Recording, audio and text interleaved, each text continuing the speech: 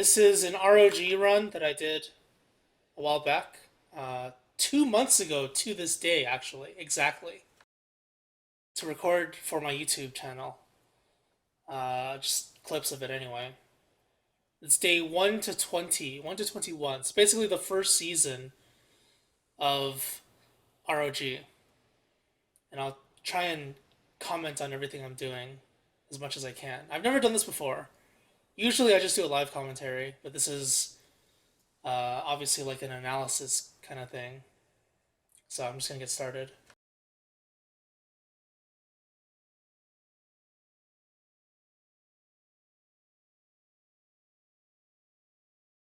So, start of the game, Maxwell is an idiot. I'm just picking up everything around me. Looking at the screen right now, I'm gonna pause it every once in a while. Looking at the screen right now, you can tell that it's not springtime.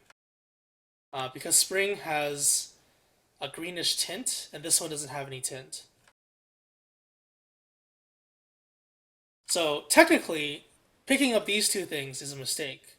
So I wasted about 2 seconds there. If you really want to get down to the nitty gritty stuff, the petals don't actually do anything because it's not spring. Though the petals can heal you, picking them up when you have full sanity is a bad idea because they restore 5 sanity. Now, the way I'm going about this is I'm looking for flint. There's one piece of flint here, but I'm not making it into an axe because just because you have one piece of flint doesn't mean you should always turn it into an axe.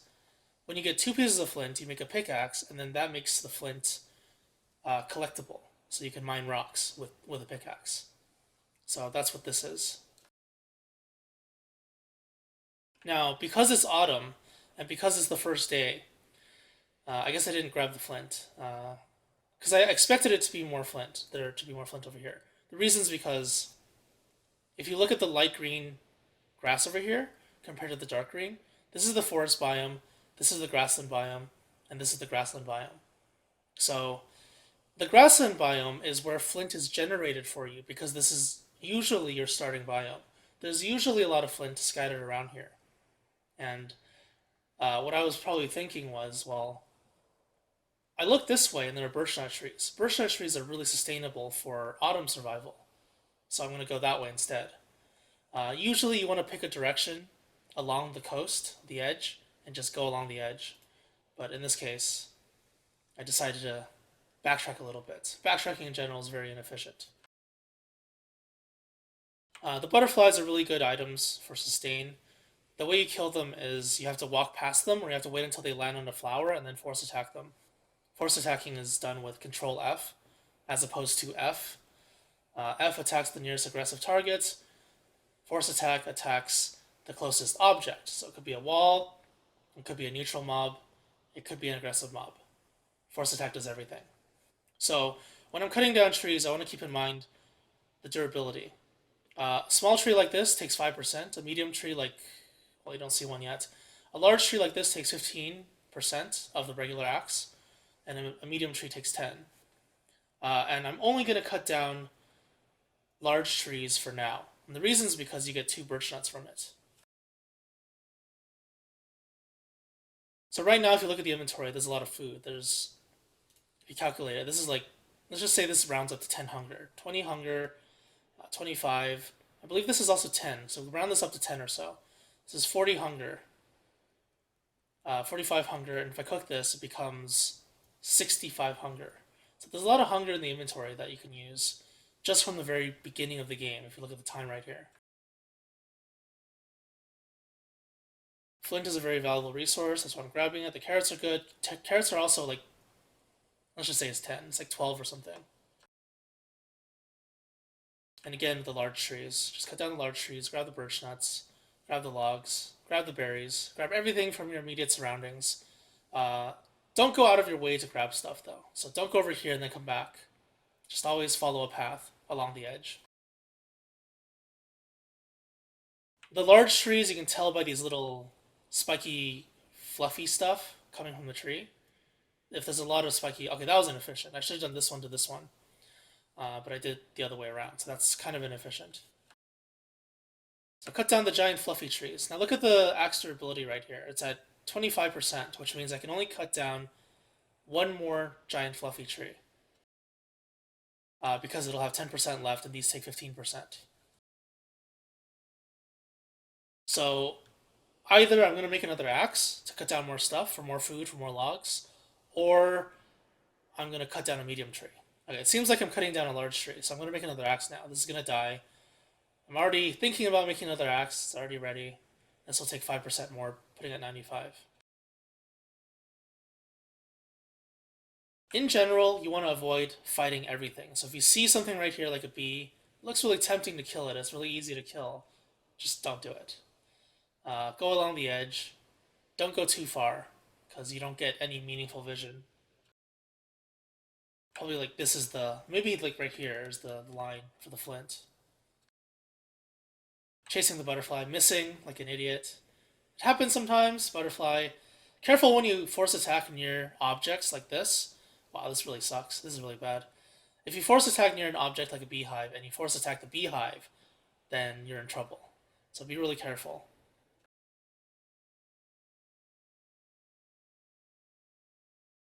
Aside from the hunger in the inventory, there's also health in the inventory.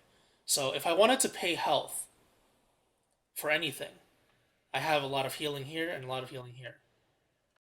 You want to think of Don't Starve as a game that pays resources to gain stuff. So obviously, when you uh, pay with these kinds of resources, you get to make items. But these are also your resources right here.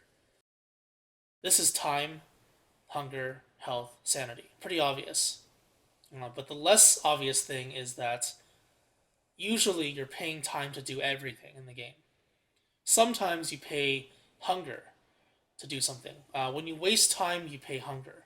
At dusk and night, when you waste time, you lose sanity. When you eat certain things, you lose these stats or you gain them.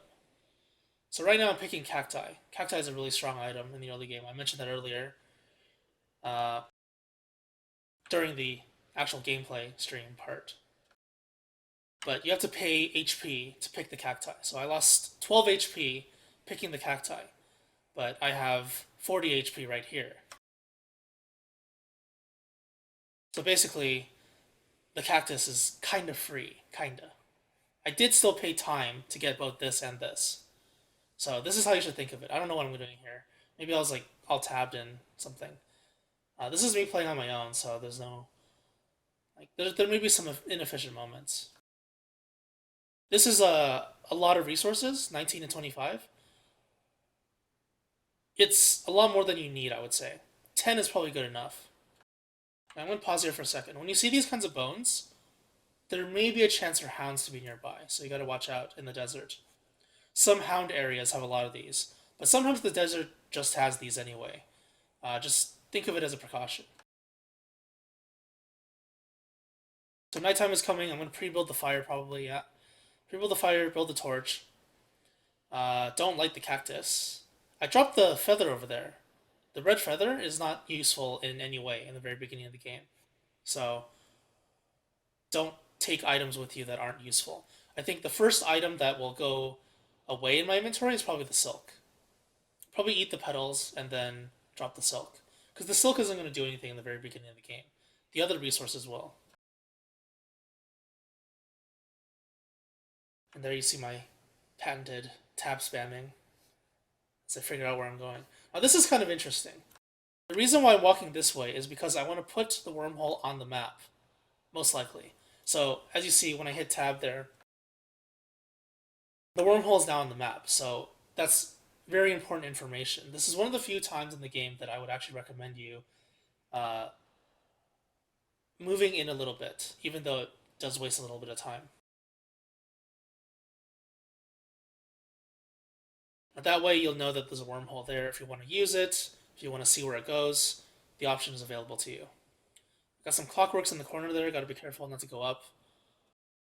This clockwork biome, for people who don't know, just completely avoid it if you're not sure what spawns there. I believe it comes with a knight, maybe two knights, and sometimes a bishop. So the possibility of those things being there, if you're not ready to handle them, you could take a lot of damage or die. So just be careful. So it's nighttime. I'm not actually stopping for the night because I want to be efficient with my nighttime. Okay, there's a bishop there, so this is dangerous. I gotta get out of here. But the bishops take a while to wake up, so you can just run away from them pretty safely. As long as you don't stay near them for too long. They do have a ranged attack. So right now I'm doing a scared flickering, that's what I call it. Flickering is when you turn your light on and off to get rid of Charlie, because it produces the light. Scared flickering is when I'm kind of paranoid about Charlie attacking me or about other nearby things attacking me. So I'm scared. So I keep the light on longer. But normally all you have to do is double tap it really quickly when you hear Charlie.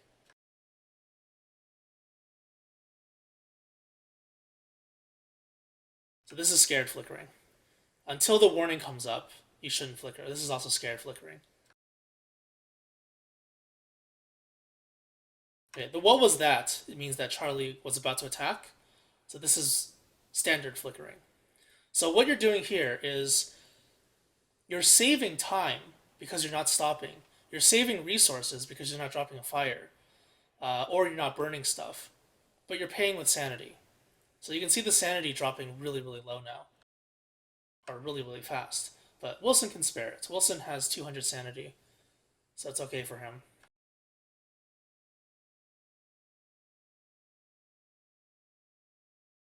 So the way I do flickering is I put the torch and the tool on the same slot. All you have to do is double tap the slot, and this is 1, so you double tap 1, and it just produces the light instantly. Nighttime's almost over.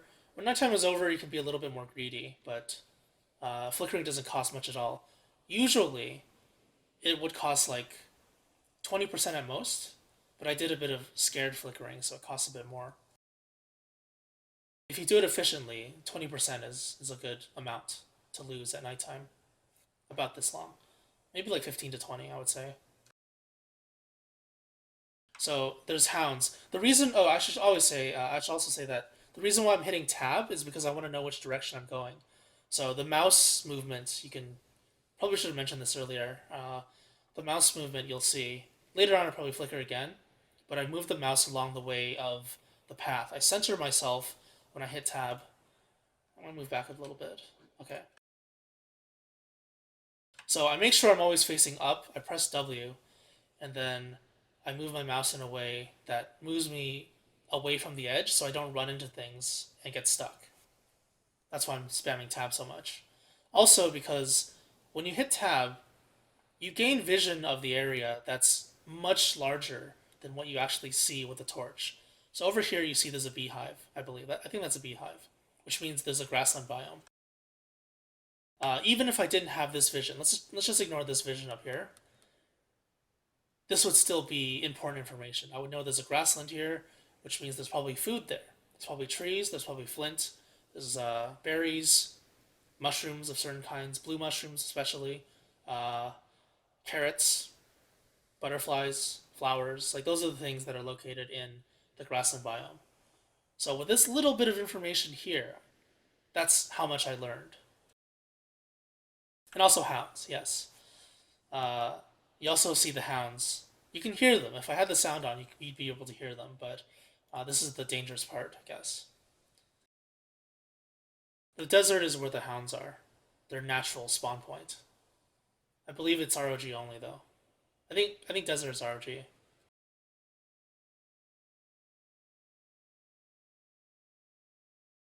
So hounds are really difficult to kite without a weapon. Okay, yeah.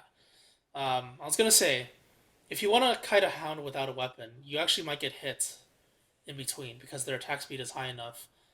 Uh, so you have to time it super perfectly.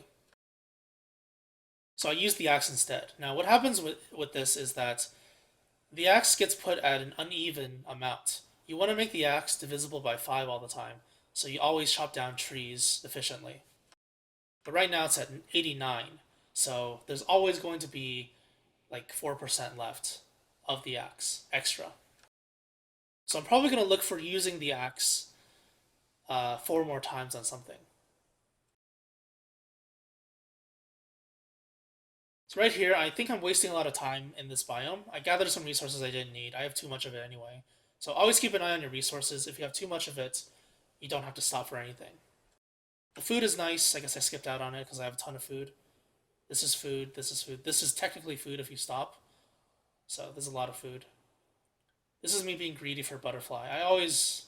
Okay, so this is me using the axe. Trying to use up that excess percentage.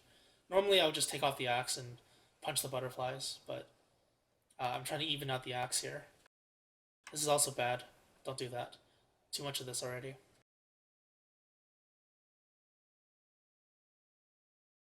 Do I kill the mole? I kill the mole. Okay, I try to kill the mole. I believe the mole dies in 3 hits, so it would have been nice. Oh, I do kill the mole. Oh, 2 hits. Damn it. That sucks. So there's still 1% extra on the axe. But notice the time here and the resources I have. If you don't have a minimum of this much, then you're doing something wrong already. So make sure by day 2 you have a lot of stuff like this. Give or take like maybe 10. Now I think the reason why I'm cutting down this tree is to get the birch nuts before it becomes dangerous. After day 3, there's a chance for tree guards to spawn from these kinds of trees. Basically any kind of tree. And the poison birch nuts are really dangerous and can kill you really easily. So during your first 3 days, you should be cutting down birch nut trees, especially, more than other types of trees. Okay, it's even at 40 now, so I shouldn't be using this anymore for combat. There's a road here, but don't follow the road unless it's really convenient. In this case, I guess I could have followed the road a little bit and then went off this way. So, yeah, I guess it could be an error. You might have noticed me always walking to the edge and then walking back instead of just circling around, even though I see the edge. And the reason for this is because I want to put the edge on the map, in case I forget. There are times where I forget what exactly is located in a certain spot on the map. So if you have complete vision... Oh, don't do it. Don't do it. No! Don't do it! You idiot! Okay, well, I wasted 1%. That was bad. Probably wasn't caring too much, but yeah, don't do that. Don't do that. If you see a butterfly and you have a weapon, especially a weapon that's at even durability, don't use it to kill the butterfly. Just punch it. Punching it is slower, but don't be an idiot like that. That's really bad. So now I have to hit 4 more things if I want to even it out again. This is the deciduous biome. This is where the Pig King is located at. This is where the pig village is. This is where all the birch nut trees are. There's fireflies here.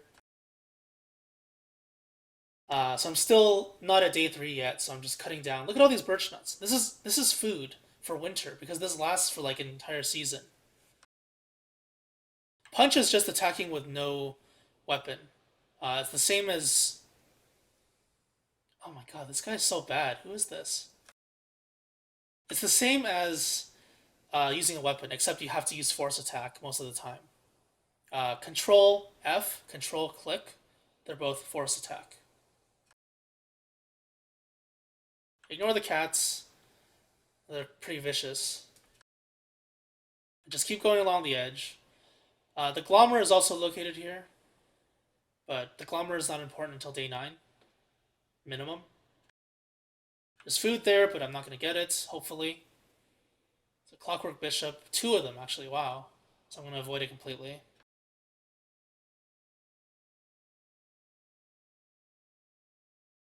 There's a dead thing there, so there was probably some fighting in the area, which means there's drops. When you see random drops like this in a battle zone area, chances are there was some fighting.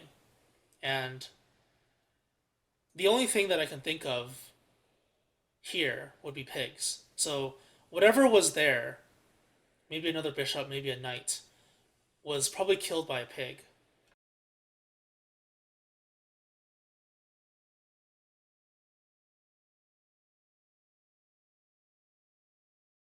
Usually you don't just find 2 gears in the ground. There's a lot of pigs in this area. Alright, so keep an eye on your stats. Hunger is getting low. Health is okay. Sanity is okay. Almost time for nighttime. So when you have this many items, you can actually stop at night if you want to cook stuff. So you don't lose sanity from eating the morsel. You can actually eat these, but if you cook them, they don't last as long. So you need to consider, if I want to cook these things, then I have to use them up as soon as possible, and I have to use only part of the stack, not all of it.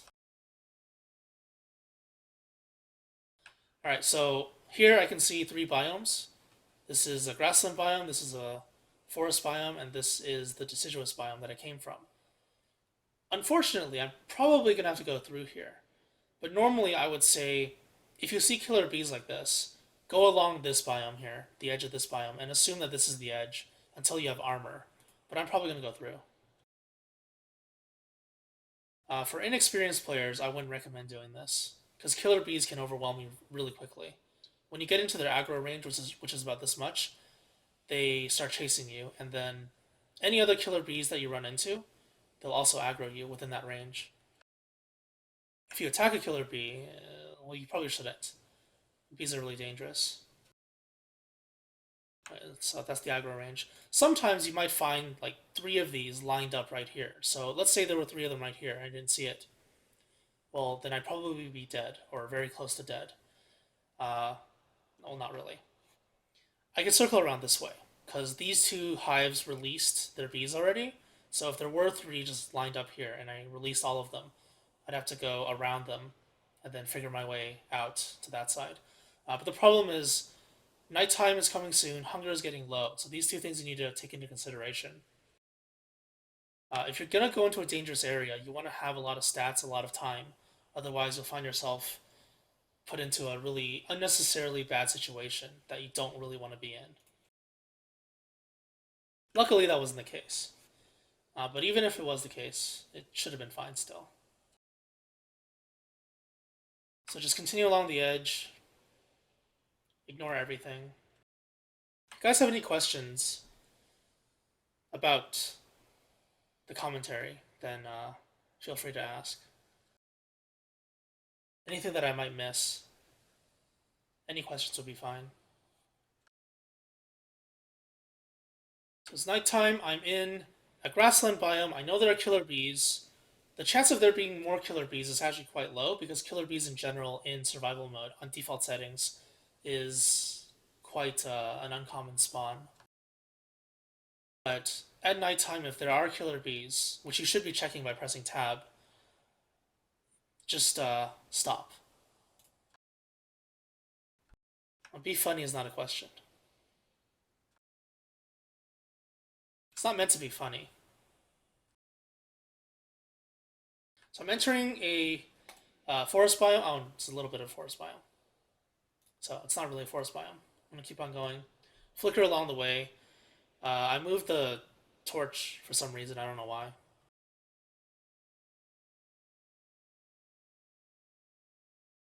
Sanity is going down like crazy right now, but it's okay. Hunger, I think I ate something. My hunger should be a little bit higher. Probably a berry. Did I eat a berry? Oh, I ate the butterflies because I wanted to heal my health off to the top or close to it.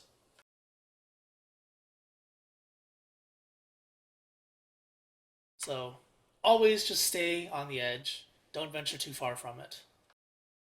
It seems like it's really obvious, uh, but when you're actually playing the game, it may not be as obvious. There's some kind of weird biome here, so I'm checking it out. I'm not sure which one it is. It seems to be marble trees only. I just wanted to investigate to figure out what kind of resources I had, I guess. If you see fireflies, fireflies will provide you with momentary light, so you don't have to flicker. You can just walk to it, and it's technically considered a flicker.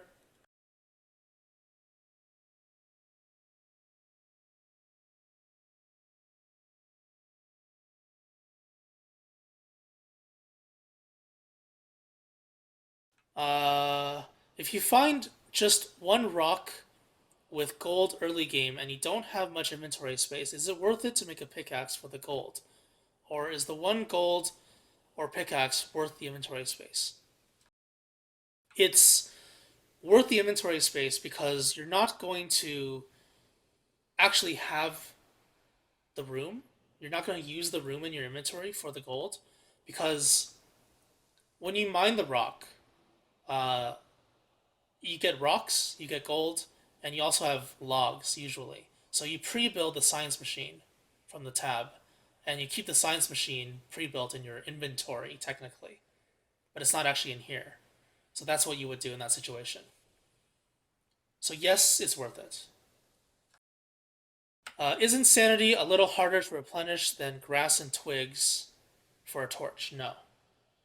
It's not the grass and twigs that you're saving. Well, technically, you can run through the night like that if you want. So if you're not okay with paying this, then go ahead and do it. But if you look in the inventory, there's, what is that? 5 times 15? 75? 75 sanity right here. I'm missing about 100 sanity. So this one inventory slot holds almost the entirety of my lost sanity. Plus, now I get the option of actually picking up the petals, and the petals do something. The petals restore 5 sanity each time I do something. And when you have a science machine and you prototype something, you gain 15 sanity back. So if you consider 75 here, picking up like 3 petals for 15, that puts you at 90, and then you prototype something that's an extra 15, then you overflow in sanity.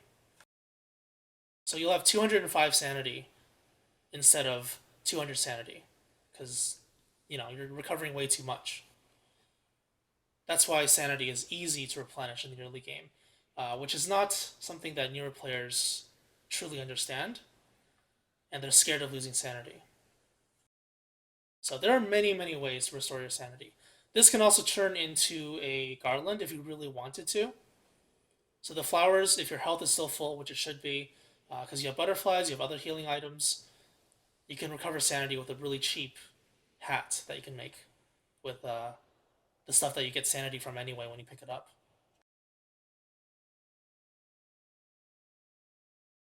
I think that was like a perfect flicker. Bam bam. Instant. I should praise you? Don't troll me right now.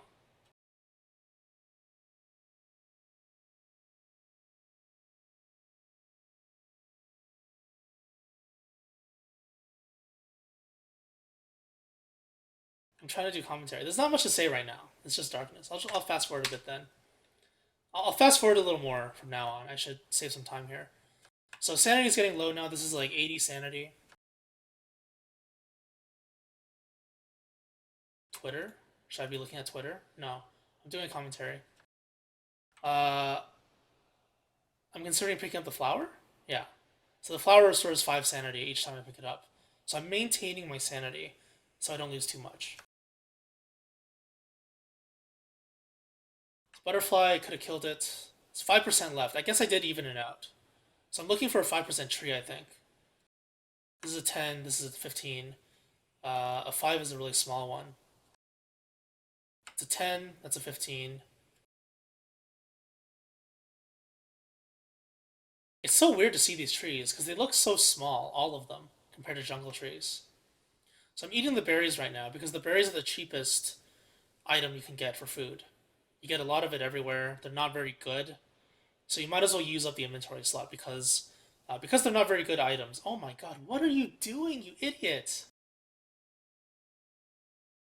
Because they're not very good per slot, like per slot stats is something you should consider. Then you should eat them first, compared to the other food items. So I have 4% left. I'm being stupid. There's more killer bees here. I don't recall if this is the circle around. Oh, it is. Okay. So I circled around, more killer bees here. I'm following the Koalefin right now, though. The Koalefin is something, though, that you shouldn't hunt in areas where you have no vision. So right now I have imperfect vision, and I forgot where the thing was. So I went back for it, backtracking. There's also another... Oh my god, you idiot. What are you doing? There's also the danger of there being killer bees here, so if the Koalefin pushes me into the killer bee section... I don't remember what happened here, actually. You're going to see something quite creative. Uh, when you push the Koalefin in here, you put yourself in danger, so normally don't do it, but you're going to see something interesting soon.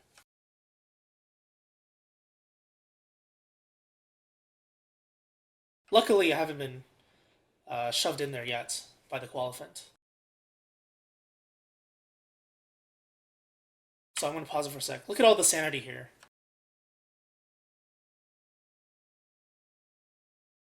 How much is that? 1, 2, 3, 4, 5, 6, 7, 8, 9, 10. 10, 20. 20 times 5 sanity, 100 sanity in this one screen. So again, sanity is a resource that you can afford to spend in exchange for time, saving time, as well as torch fuel.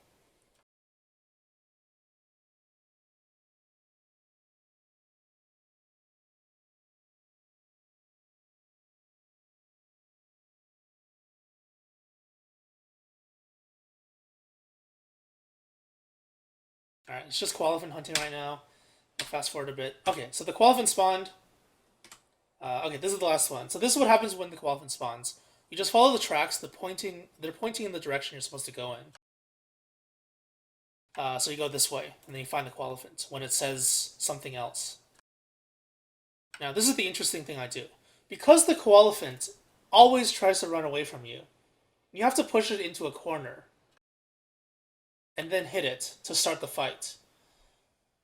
The other issue right here, right now, doing that, is there's a ton of killer bees around. So it's not really a viable option. Let me see what happens, first of all.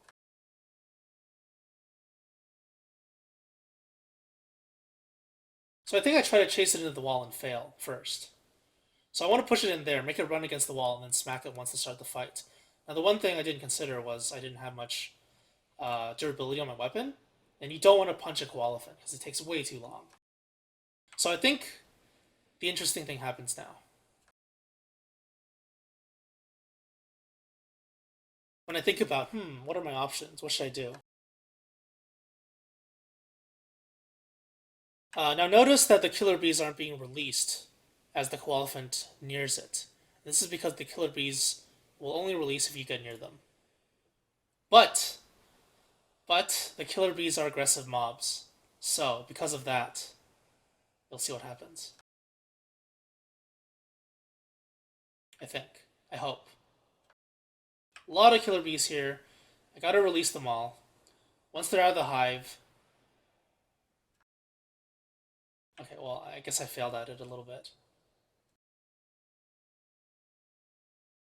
You see me doing this in Shipwrecked as well. I do this a lot with spiders.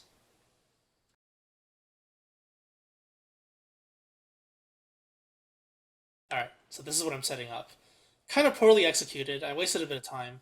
But now, once these de-aggro, they'll fight the Qualifiant. The Qualifiant doesn't run from the killer bees. The killer bees don't spawn from the hives. But if I spawn the killer bees, and then I drag the killer bees onto the Qualifiant starts fighting with the bees, it attracts the other bees, and I get free food. So this is something you can do in the early game if you're aware of it, I guess, and you're willing to do it. Unfortunately, though, stingers are not very useful in ROG. They're useful in Shipwrecked. So the honey is good, the meat is good, and this gives me a ton of resources, food resources to use now, in case I need it. And I'm just eating all these. 150 HP max. I had 11 petals. I think I fully healed with that, or maybe like off by 1. I either overhealed by 1 or off by 1. I couldn't say exactly. So now what I'm doing is, once I killed the Qualifiant, wasted a lot of time doing that, almost got caught by the bees and died. I'm backtracking a little bit to fill in this part of the area, because I didn't finish exploring because of the Qualifiant. So I'm just going to fast forward. I don't think anything else happens. It's just me running back on track through the killer bees. So I'm going to leave the killer bee biome here. Right, I think this is the beginning of the killer bee biome. What am I doing? Oh, I'm filling in the killer bee biome, I think. Am I stopping for the night? Usually when I do this, I stop for the night.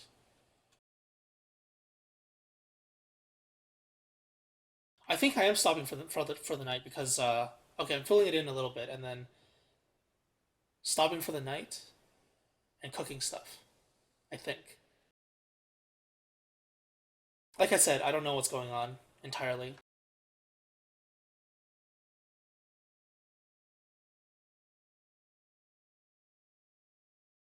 Alright, so I'm entering a rocky biome here. The rocky biome has spiders, gold on the ground and a lot of rocks, which means I'm probably going to make a pickaxe soon.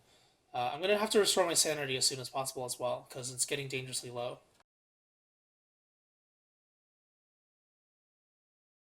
Okay, alright, this is something noteworthy. So instead of dropping a fire and cooking stuff, instead of flickering through the spiders, which is really dangerous, I'm burning the trees. Now, the trees that I'm burning are the lumpy trees. So the reason why I'm burning these is because lumpy trees don't produce pine cones.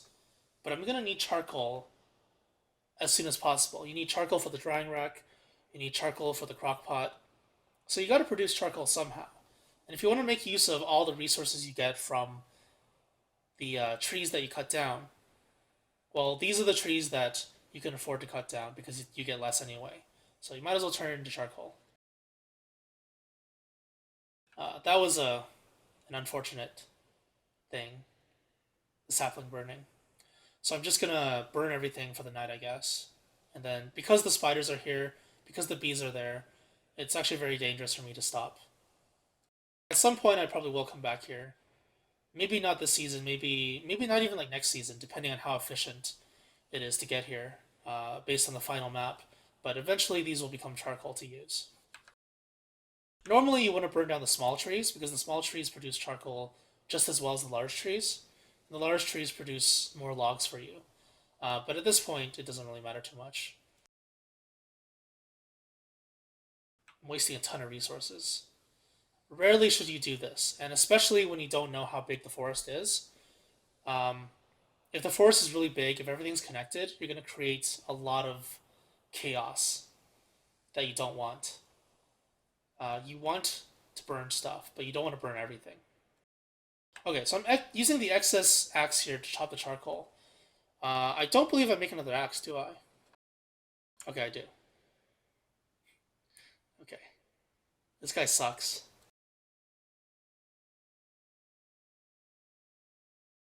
Okay, it's day 3, so there's a very low chance. I think it's like 1% chance for a tree guard.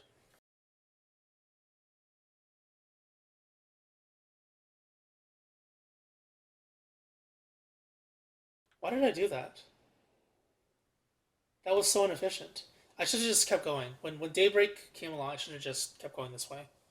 I think a spider nest got burned down, which is also a waste of resources. So at this point, 4 days in, inventory is full. I gotta do something about it. I'm probably gonna stop here. I'm pretty sure I do, if I remember correctly. Now, there are 2 things you can do when you stop. The first thing is to just make a science machine and hammer it. Because in ROG, you can make. Oh, this is like the situation you explained or you described. Look at the inventory right now. Gold over there. I guess take a look at what I do. Maybe.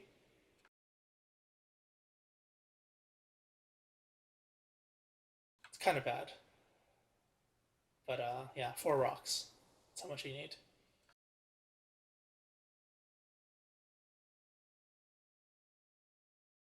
Oh, why do I have gears on me? I just noticed that. Where did I get the gears? Oh, it was the 2 gears from the dead thing. Alright, so the gears are useless to me at the moment, especially because it's autumn. If this was a spring start, then there would have been some consideration to keep the gears. Though, because I'm making a science machine now, there is a chance that I'll still carry the gears with me because I'll have a backpack. I'll be able to cook the food and eat them, and restore my stats with them. Now, like I said, there are 2 ways to approach this situation. You can drop a science machine and then hammer it, pick up the items, and just move on after you research. This is what I'm doing in Shipwrecked. Mainly because in Shipwrecked, you don't return to islands much. But in ROG, sometimes you do wander around the same place again. So in ROG, you can consider dropping a fire pit for an actual mini base. A fire pit and a science machine. That's all you really need.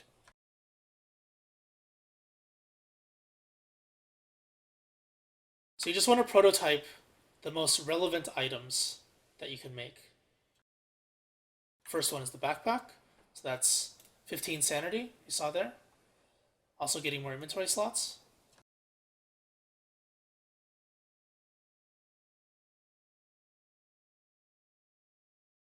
Pick up the items. Let's see what else I prototype.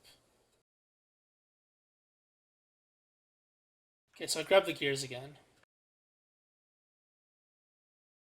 I guess I'm getting more gold. So I'm spending today getting gold instead of exploring. You gotta decide each day what you want to do during that day. And I guess today I'm just chilling a little bit. Mining this, though, is not really good. When you mine the rocks without gold veins, you get niter instead. Niter is used for summer primarily. And it's not really a good idea to waste time on this if you can avoid it. Now, I think the mentality here was to just mine as much as I can from here and then get out of here as fast as I can, I believe. So if you're thinking that way, then sure, go ahead and do that.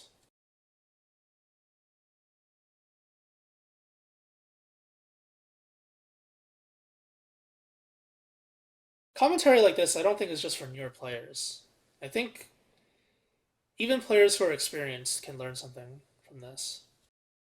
Okay, so I'm prototyping the endothermic fire. I'm using the niter. If I were in this situation right now, I would drop that one piece of niter. Whether I do it or not, I don't know. The rope, I believe, is for a spear. The board is... it's just for sanity. So, look at my sanity now. 150 sanity. I believe that was a mistake. I should have kept the pickaxe at 3% instead of breaking it. When you keep a pickaxe at 3%, you can make a thermal stone with it. A thermal stone is obviously really useful for winter, but also really useful for summer. So eventually you're going to have to use it.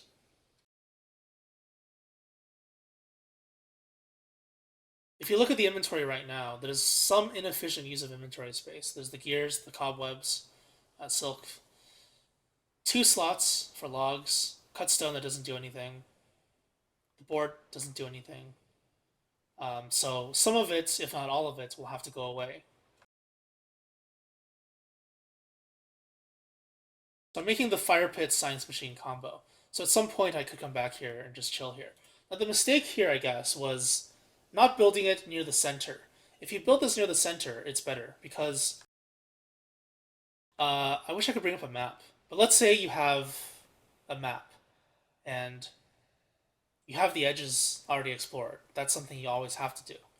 And then you start filling it in, and then it turns to nighttime. Well, once it's nighttime, you probably can't fill it in as well as you could if it were daytime.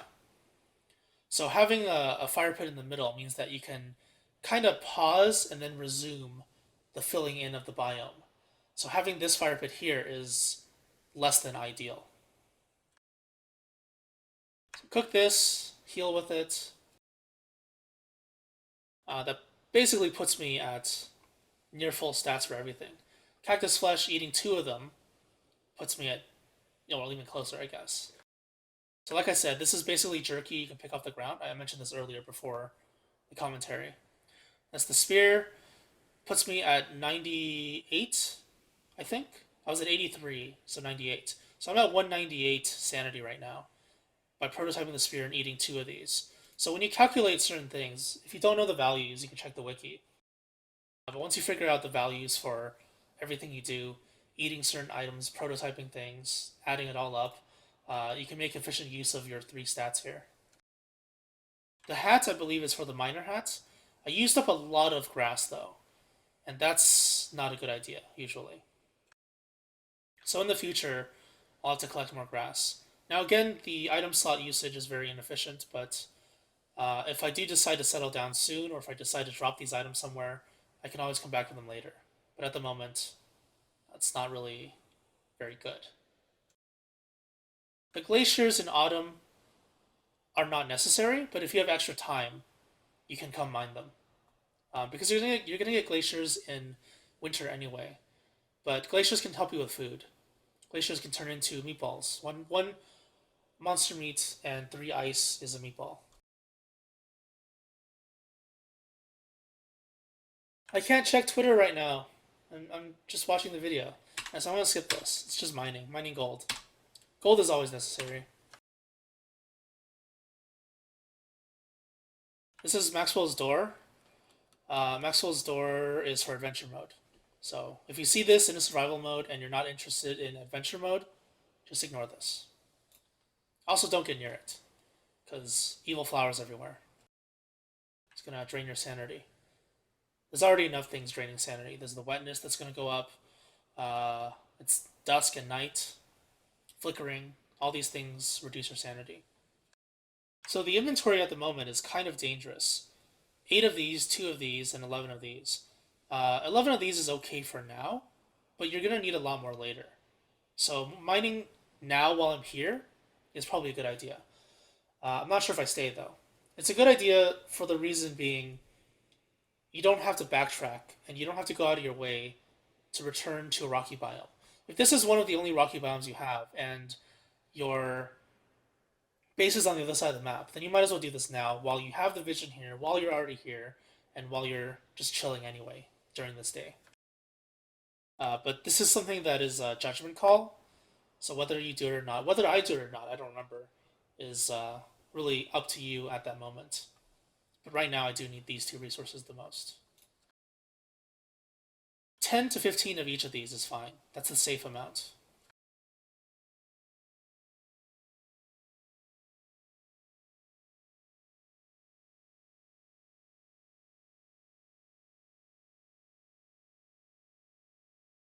I don't know what I did there. I walked back and forth, but that was really bad.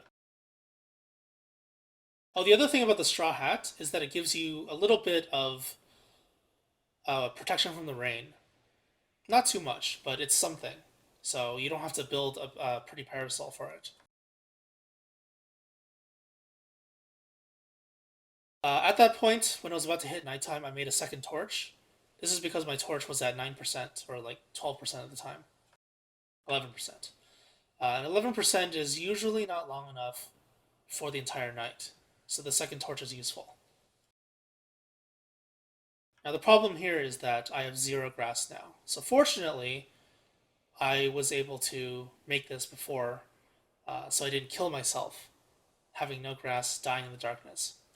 Though the other thing is I already have a fire pre-built, so I can just drop the fire if I need to. If I really didn't have any grass left, I would have dropped the fire.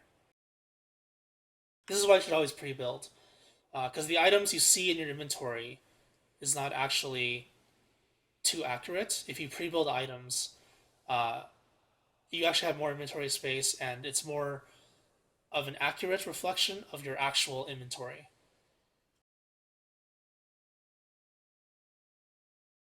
Don't think there's anything interesting here. I think I saw the Pig King or some kind of grassland. Yeah. The grassland area in the deciduous biome is always the pig village, and the Pig King is usually there. I don't believe the Pig King is 100% spawn, but it's a really high spawn rate. In ROG, if you don't have the Pig King, I would just recommend remaking the map or world jumping. Now, the Pig King is interesting. For people who don't know, if you feed it meat and other types of food, you can get gold from it. Infinite amounts of gold. But the other thing that a lot of people don't realize is that underneath the Pig King, there's wooden flooring. So when you stop and get your base ready in the very beginning, and you don't want lure plants to spawn, you don't want any annoying things to happen to the stuff that you leave on the ground, or you just want your base to look a little bit better. The Pig King is actually a resource for you to gain some flooring for free, almost for free. You got to get a pickaxe or a pitchfork. So that's something that a lot of people don't consider. It's not just the Pig King. There are a lot of other places with turf on the ground that you can just grab. Good turf, I should say.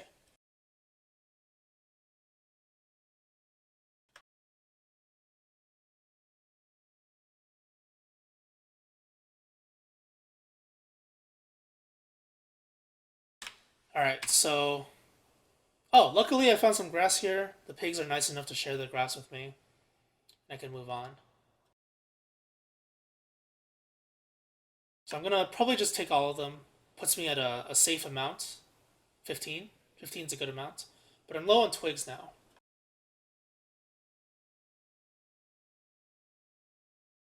Oh, okay. This is actually interesting. This is something I should comment on. I'm making a hammer, I think. And I'm hammering these down for the pigskin and for the other resources. So the resources here that used to be a waste because I had one of each are now no longer a waste. This and this makes the science machine, or makes the alchemy engine. So by hammering these down, I'm gaining the alchemy engine. The alchemy engine also allows me to make more pigs. You're never really gonna run out of pigs if unless you just kill them all, unless you like genocide.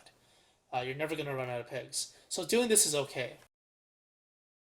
Killing the pigs on the full moon always gives you a pigskin. Hammering down touchstones, the pig heads near the touchstones, the pig heads in the swamp, you always get pigskin. So you always you always have a chance to make more pig houses. If you need the resources now, you might as well hammer these down. The hammer is one of the best early game tools in the game, and I think a lot of people pass it up for the garbage tools here. So if I wanted to save inventory space, I would have made this into a board. Basically, this is a football helmet slash hand bat slash pig house, and this is a lot of stuff that I'll be needing in the next season or so. So the wasted slots are now no longer wasted, though I'm still missing twigs.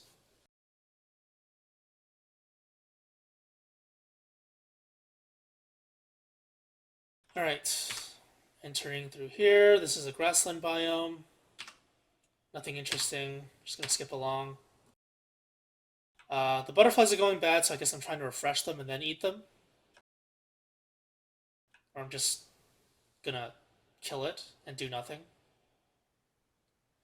Okay, when your butterflies go bad like that, and you refresh it by killing another butterfly and getting a wing, uh, I would say it's probably a good idea to eat it. Not always, because there's a lot of food here.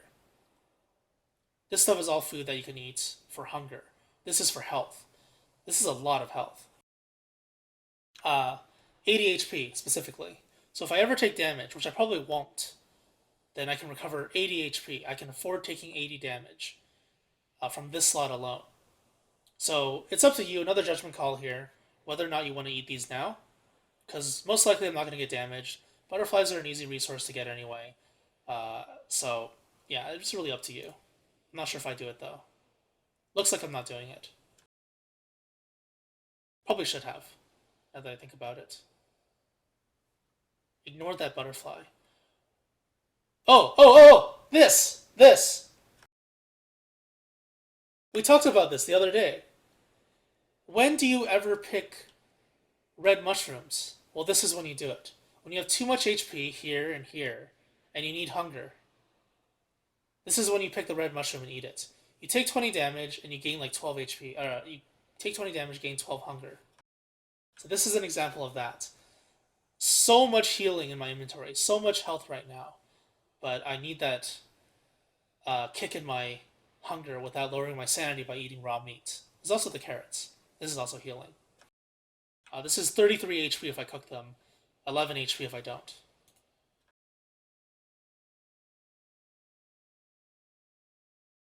Pretty interesting.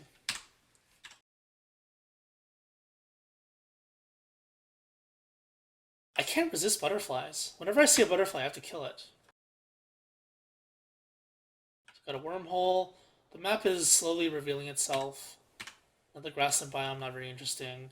There's Wally.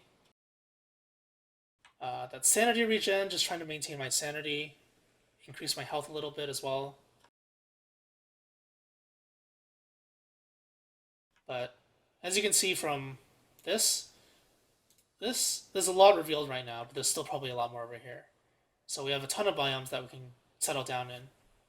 Desert, grassland, huge grassland, I should say. A lot of grassland here. More grassland. Grassland here, the pig village, deciduous forest, rocky biome. A lot of good stuff right now. But what I'm looking for in a base is the savanna biome. The savanna biome is my favorite biome because of beefalo and because it's very clear. There's very little obstruction in the area. So you can always build around it. You can build around it without shoveling up too much stuff, I should say.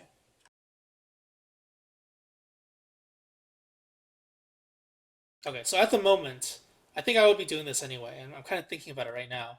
Where am I going to settle down? So far, this looks like garbage to me.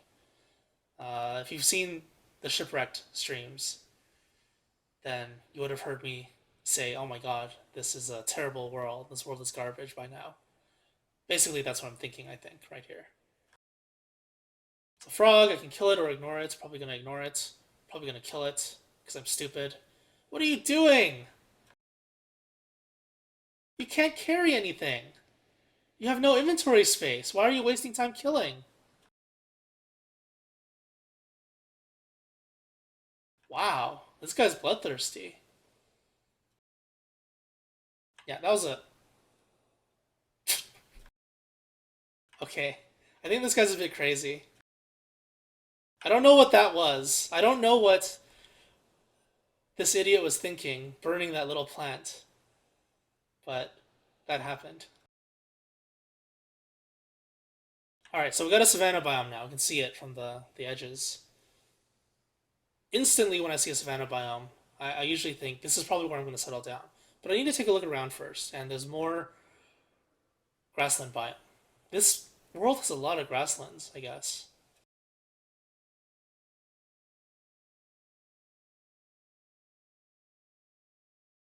Yeah, that plant burning was really strange. I don't know what that was. I guess, okay, I guess I could comment about that. If you stop at nighttime, you have very little fuel, you don't have a campfire, and you're near ponds. In this very, very rare situation, you can burn those little plants for vision at nighttime. That is an option. If the option is there, you might as well keep it in mind. So there you go. Justifying the burning of the random plant.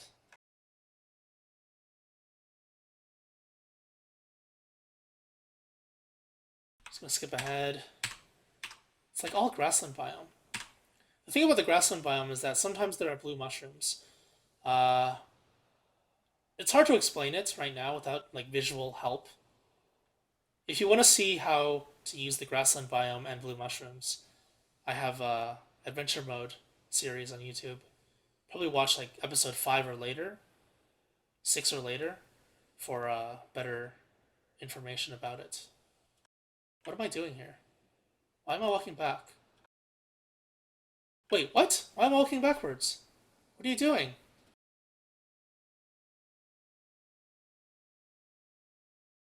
Oh! Okay, I see. So I figured the marsh biome I don't want to go through at nighttime right now. Because in most cases it's really dangerous. For inexperienced players, for experienced players, doesn't matter who you are. All you have to know really about the marsh biome is that you just need to run through it without stopping. But I guess I didn't want to take the risk here. So what I did was I went back to my closest resource area, which is here, with 3 trees, 2 grass and 1 sapling, and some other stuff on the side that I can't really reach because of the fire range. They're an option though, but they're kind of far away. And I dropped a fire, the first fire, not counting the fire pit, of the night, to farm resources.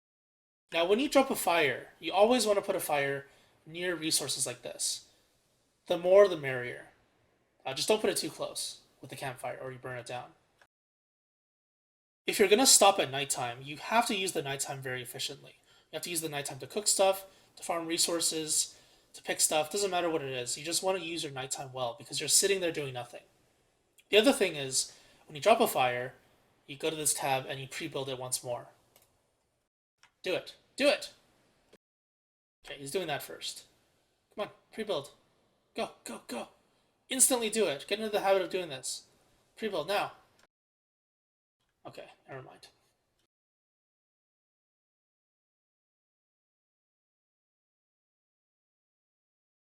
Are you gonna do it?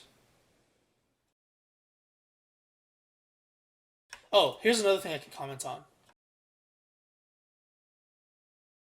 Did he do it? I didn't see it. Did he pre-build the fire, really? Did the idiot do it? I wasn't paying attention, I guess. Okay, anyway. So what you have to consider here is that the light source is going to continue to shrink as time goes on. It's a good idea to gather resources from the outer edge first, while you still have good vision of the area. Otherwise, the fire gets smaller, and then you lose this as a resource that you can efficiently farm at nighttime.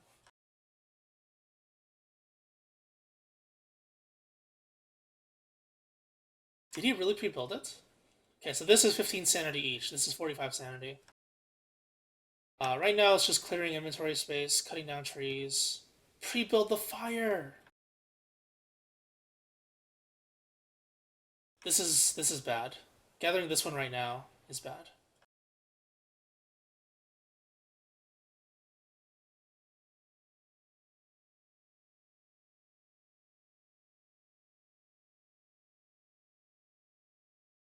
So the boards are a consideration right now. These are lumpy trees, keep that in mind. I also didn't prototype a shovel. The shovel is good, but it's not as good as in Shipwrecked. In Shipwrecked, I would have made a shovel by now, I think. This puts me at like full resources, or full stats all around. When you drop a fire, you don't want to add more fuel to it usually. If you look at the notches here, 3 notches. This fire is way more than enough for 3 notches. Now that I'm out of resources to farm, I'm just moving on, I guess. Because I don't want to stop. I don't want to stay here anymore. Pre-build your fire! Do it! Okay. Pre-build it. If you get put into this situation, pre-build the fire. Don't be like this guy. This guy sucks.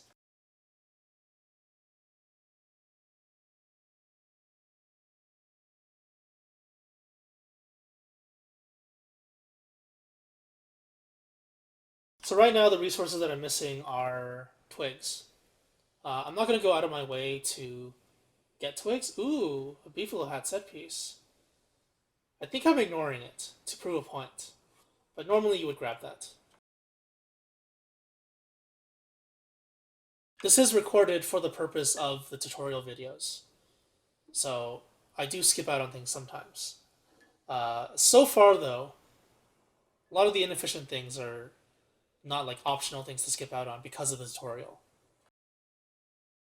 Like pre-building a fire. Always do that.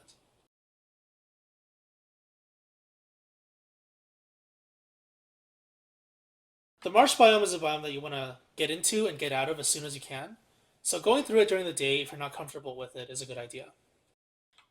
This is a set piece. It comes with a pig house, spiky tree, a bunch of little flowers, an axe, and the crank thing. In adventure mode, this is like, oh my god, I found it. In survival mode, unless you're going to world hop, this is useless. But if you're interested in world hopping, this is one of the set pieces you need to find to world hop.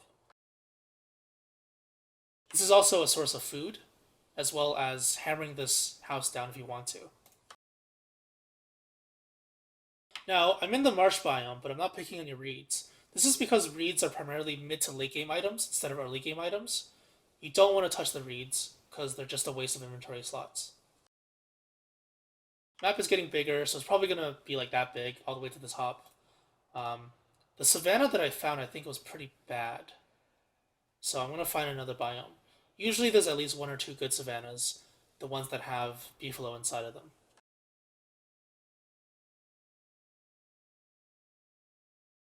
Butterflies are going bad. Should have ate them last time I said it, last time I mentioned it. The cacti, I'm picking again because the cacti are basically jerky on the ground. You take some damage, but right now my inventory, I said this the same thing last time.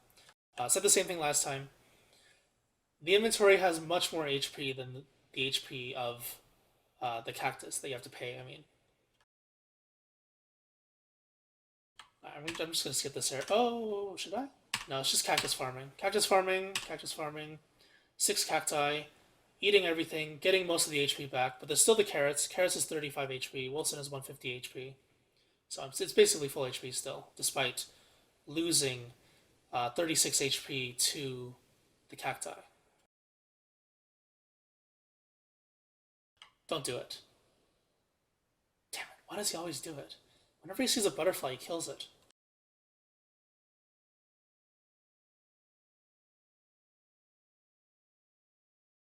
Okay, if I were me in this situation, I would have picked these 4. Because I'm really low on twigs, in case I needed them. But technically, I don't need the twigs right now, so this is probably why I skipped out, or maybe I just wasn't paying attention. Because when I record this stuff, I'm usually like, watching videos or blasting music really loudly and just not paying much attention.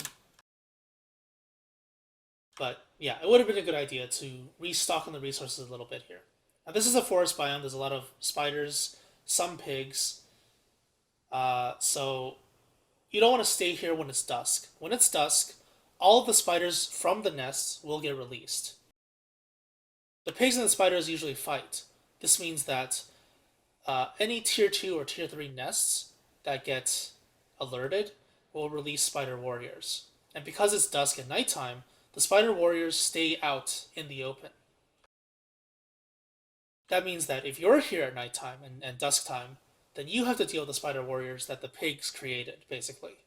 So this is one of the hazards of the forest biome that you need to consider. Luckily, though, most of them are just tier 1. Tier 1 are pretty harmless, even for the pigs. That's a tier 2, so the spider warriors.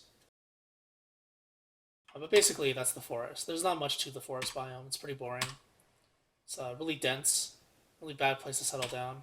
It takes too much time. It's kind of like the jungle biome in Shipwrecked. It takes so much time, but I found myself stopping there for a while, for a lot of bases because of doubloons, mainly. Well, traps are too expensive, so normally you don't want to pay for traps ever. They take way too much grass. Grass is very difficult to farm early on. And it takes too long as well. You pay a lot of time to farm the grass.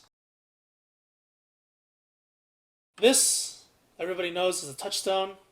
To me, this is nothing in the middle, a bunch of wooden flooring, and pigskin. So I'm probably going to hammer this, right?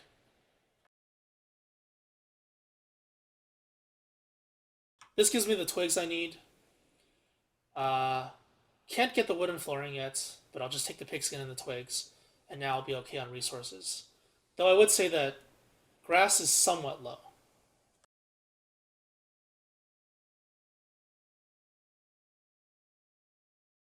Traps also take too long.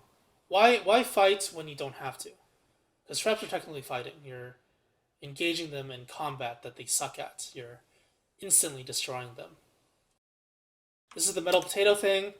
The metal potato thing set piece has a lot of really nice resources for you to use. Grass is good, twigs are good.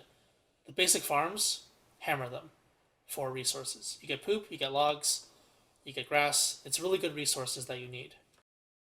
The pitchfork is definitely not useless. There's also carrots here and a shovel. So if you haven't prototyped a shovel yet, this is where you get it. But the shovel, like I said, is better in Shipwrecked than it is in ROG. And because this is ROG, I'm not sure if I actually picked this up. But right now, what I'm thinking is probably don't pick this up. Don't pick this up. Pick the carrots, hammer all these. Though this would put me over in logs, I think, unless it's like 2 each. We'll see. We'll see what happens.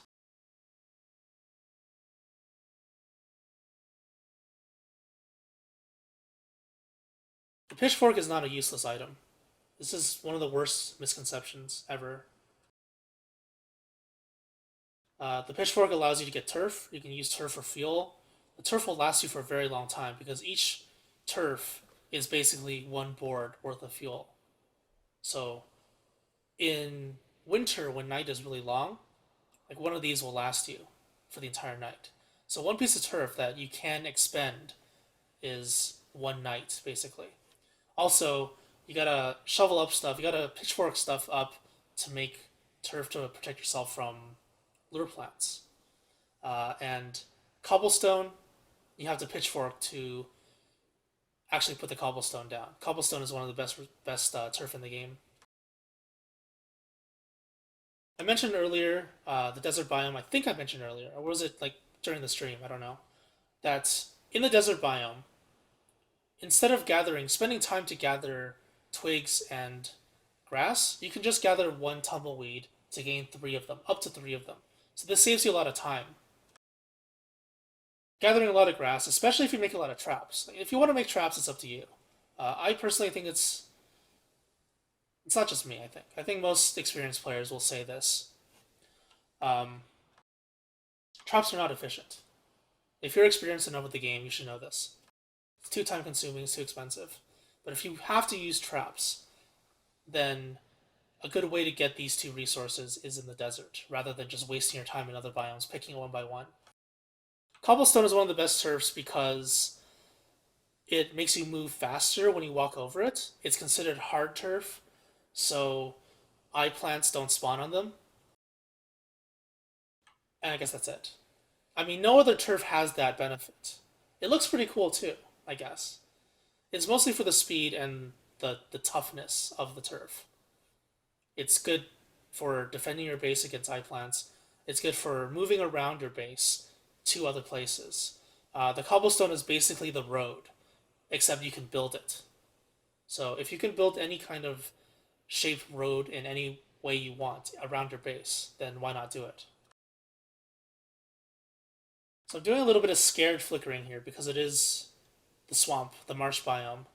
I'm keeping the light on a bit longer than usual, and this is what you want to do if you're really careful and you don't want to die. You also want to hit tab a lot if you don't have the map mod, which I don't. Um, just so you can see your surroundings. I mentioned earlier, when you hit tab, the vision that you have when you hit tab is larger than the vision you have when you use the torch. So you're gaining more meaningful vision by pressing tab than you are just pressing the torch. But still, be careful. Only do this if you're comfortable doing it, or if you just want to practice it. But after a while, it becomes second nature. Just make sure you don't run into walls, which is also what I'm doing. You saw how I flipped the map around? That's basically me trying not to run into a wall, and I'm placing my cursor in the direction that I should be walking so as to not run into the wall.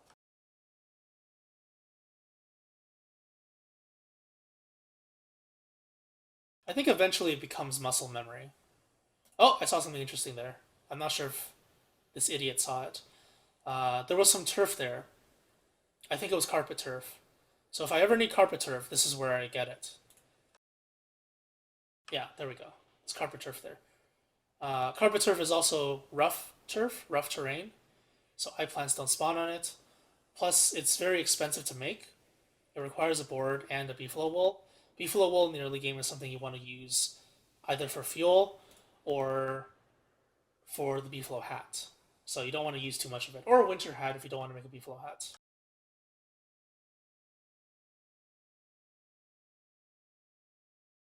Okay, so when I saw this, I think this is what crossed my mind, because it crossed my mind right now. When I saw this, and I saw Savannah Biome, I'm like, I'm gonna settle down here. And I think I do settle down here. It's coming back to me now. This is an amazing place. Actually, I can show you right now.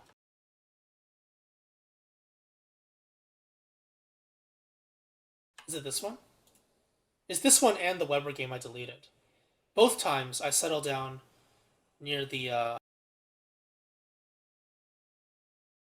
what is it? The ring thing set piece. It's like this. These flowers produce honey when you have bee boxes. So when you have a sustainable farm like this, uh, this stuff is all gonna turn to honey, and you can make a smiley face in the middle if you want. So this is a very nice place to settle down in. Just a thing to keep in mind, I guess.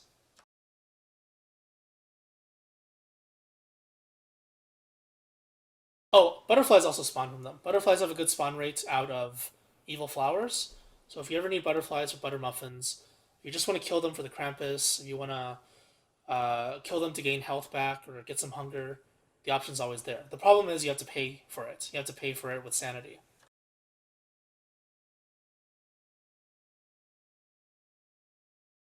I'm just gonna skip ahead. So I found beef. Oh, that's scary. I found beefalo here. Probably gonna settle down here. The mistake I made here was to attack it like that. I should have attacked it quickly and then walked away. I think I paused for a moment. Is there any good magic that you need to make? Magic is entirely optional, but prototyping the Nightmare Fuel Refine is good. especially in Shipwrecked. And ROG is good too because there's a lot of evil flowers, though you don't really need Nightmare Fuel. It's just there either to regain sanity or to save inventory space because you may not always want to use evil flowers. But this is more for Shipwrecked, I would say, than ROG. Because Shipwrecked, you get evil flowers from the slot machine. Uh, Flowers in general, they start blowing away. So even though you don't pick them during the windy season, they blow away. So you want to use those dark petals for something. You don't want to just use them for fuel. I guess it's an option. You can also turn them into rod, I guess. So you have some options with it. Prototyping that is just another option. Aside from that, the ice staff is very useful. There's no troll netting in ROG, so you can't get infinite ice staves in the very beginning, especially. You have to make the ice staff yourself, and the ice staff is good during summer when things start smoldering. It's good during spring when lightning strikes things and you don't want to lose the resource. Let's say you're away from your base. You can carry a blue staff with you, which is usually what I do. Carry the blue staff with you if, let's say, this grass over here catches on fire because of lightning, and I want to keep this thing there. I just extinguish it with the ice staff. The effigy, of course, is a good magic item. Fire staff is pretty useless. Um, for base building, the what is it? Teleporter, telelocator focus, and the telelocator staff are really good. You teleport things into your base, into pens. You can also teleport yourself. I'm not sure if this is ROG only. I've never tested. I mean, Don't Starve Together only, but in Don't Starve Together you can do it. You can teleport yourself from one place to another to the focus. You just got to pay the sanity for it. I think it's like 50. I've never tested it in ROG though, but that is an option. So there are some things in the Magic tab that are pretty useful, but I would say that most of them are not that great. Um, Dark Sword and the Knight Armor are pretty good too, I guess. But of course, those pay sanity. Eventually, once you gain enough resources, when you have a bee farm especially, when you have some way of restoring sanity really efficiently, then those items are perfect, I guess. They don't really have a downside. No, this is a commentary. I'm not. This is not a new world. Just doing a commentary. So I hit the beefalo.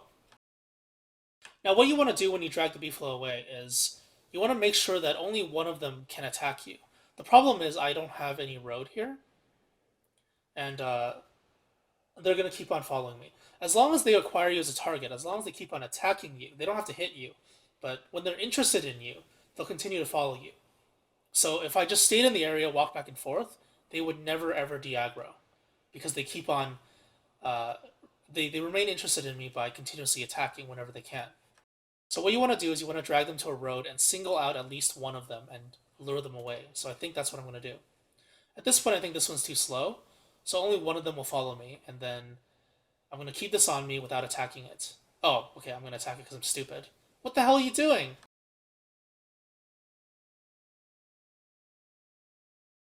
Okay, so now I'm just going to let it run around like a moron while doing nothing. It's going to start pooping randomly, but this thing must be away from the screen, very far away, before I fight. Otherwise, they assist again. So because this is continuously attacking, you're extending the leash range of this mob and keeping it interested in you, keeping it on you, and isolating it from the other beefalo so you don't have to deal with the entire herd. I believe someone mentioned this earlier, a problem with kiting beefalo. This is how you do it. So it's safe now. Hit them up to 6 times in between. You can dodge them. They move faster than you, but their attack range is like this little. So as long as you move out of the way like this much, they're pretty easy to kite. Now, you could consider this a mistake, killing this so quickly, because I wasn't able to shave it. The most efficient way to collect beefalo drops is to shave it first and then kill it. It seems really cruel, but that's basically what you're supposed to do. I think it's because of time constraints. I'm still exploring the world, so that's why I didn't bother doing that. You can only do it at nighttime. Nighttime in autumn is really short, so you don't get much of a chance. At some point, I do believe I do it, because for Wilson, it's a good idea to make a razor anyway, because you gotta make the beard hair, right?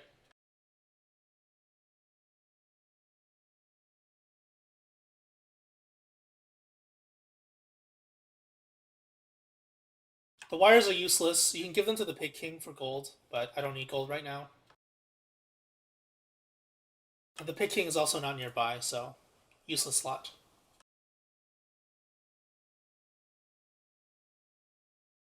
What are you doing? I just said it's a useless slot. Oh, I know what I'm doing. Landmarks. Landmarks in this game are really important. This is a landmark because this appears on the map. Chances are the next time you come here, because there's a spider there, this will be there as well.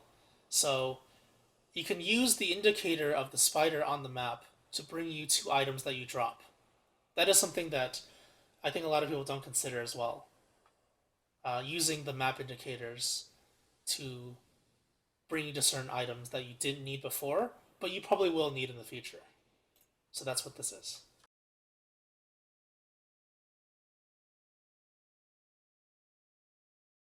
Let's see what else. Do I fight Beefalo again? Probably not.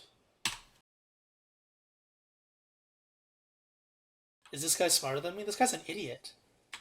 Who is this guy?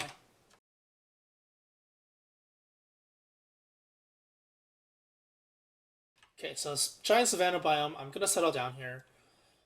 This is probably one of the best areas ever. Now this target selection here is interesting. When I see an isolated beef like this, they turn into butterflies for me and I want to hit them. Because there's a very good chance there's no other beefalo nearby. That is if you finish exploring the area. So technically, this was a mistake. I know the beefalo are here. If I leash this one away, then I can kill this easily. But I have zero vision of this area all over here. So if there is another beefalo herd up there somewhere, then I get pincered in between and I die. Maybe not die, but it's dangerous. So the mistake was not fully exploring before greeding for one beefalo. Don't greed for one beefalo if you don't have vision, basically, is the moral of the story. But if you do have vision, you know there are no beefalo herds in this area on the top, then by all means, kill the isolated one, because these ones will never catch up to you to leash onto you. Usually. They may leash like once or twice, 1 or 2 hits. So 3 of them are going to go back. This one's going to stay with me. Going to let it attack me continuously. And I'm also going to explore the area, I think. I'm pretty sure I explore the area here before I actually engage on it. So if there's still more beefalo in the area, they will actually aggro onto me. But I walked a little bit further, reached the edge. Obviously there's no beefalo in the ocean, so there's no way I can actually attract other beefalo near me based on my current vision of the area around me. It's just a leashing tactic and a beefalo killing tactic that you should probably employ. So it's day 7. Is that the full world? You want to finish exploring the edges of the world at around day, depending on the map size, of course. 5 to 8 is good if you're very fast. 10 is okay if you're a bit slow. But by 15, you want to have the edges of the entire world explored, for sure.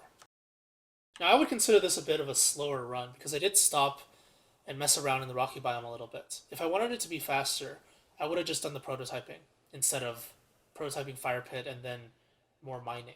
Because some of the mining stuff here, like the flint, this is garbage. Niter, garbage.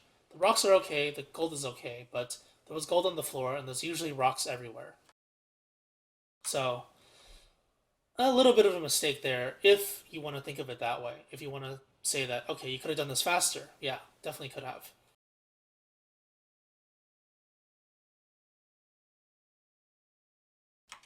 So this is a mosaic biome I'm about to enter in, I think. No, it's a rocky biome. Rocky biome, same stuff, nothing interesting. Just gonna skip it. Oh, it's over. Oh, it is a mosaic biome. Okay, a mosaic biome looks like this. It's a bunch of stripes with different biomes, different turfs. Rocky turf, neutral turf, grassland, forest, rocky. This area is where the pitchfork becomes really, really good. And I believe you see it later, but I'll tell you what it is now. Cobblestone naturally spawns in this area. So that means if you have a pitchfork, you can get free cobblestone from the mosaic biome and bring it back to your base to use. Usually you can get about 6 to maybe 15 pieces of cobblestone in this biome. something like that. Uh, and that is a lot of resources. Each cobblestone is one rocky turf and one board. Rocky turf is good. It's expensive. It's also rough terrain. But I think that rocky turf is one of the less common ones because you only get the mosaic biome, probably one or two rocky biomes, whereas you get like a billion forests and grasslands. So there's less rocky turf in the world on default settings. The boards take time to research, to mine stuff, or to gather stuff, the logs, I mean. So if you get the cobblestone pre-built already, ready for your base, then it's amazing. So there's some right there. This is cobblestone. Cobblestone, cobblestone, cobblestone. There's a lot of it everywhere. There's also a lot of rocks here. So like I said, just prior to this, mining might have been a mistake, using the time on that. I'm eating the carrots right now. The reason is because I don't need the health.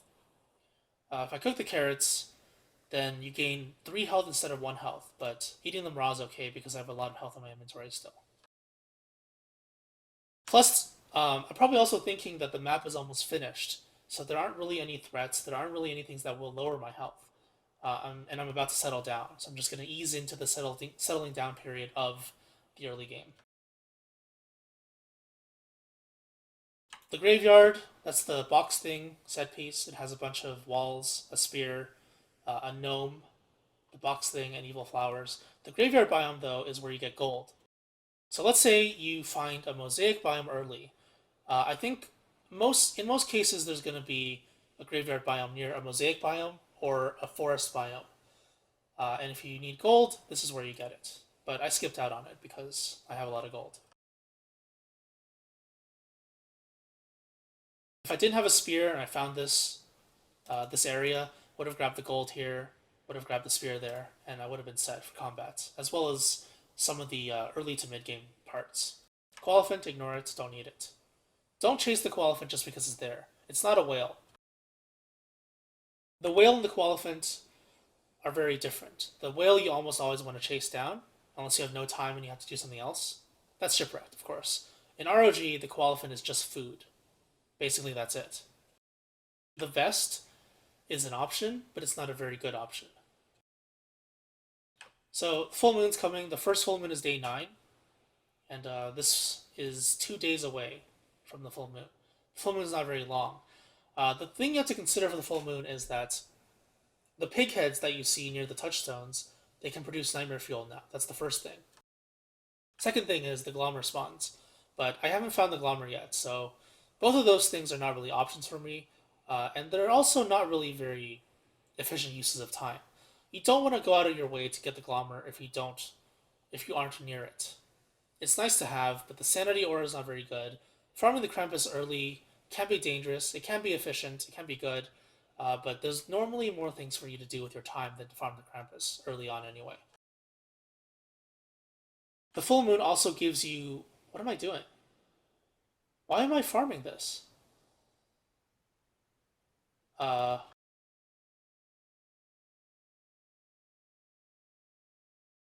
Okay, I don't know what I'm doing here.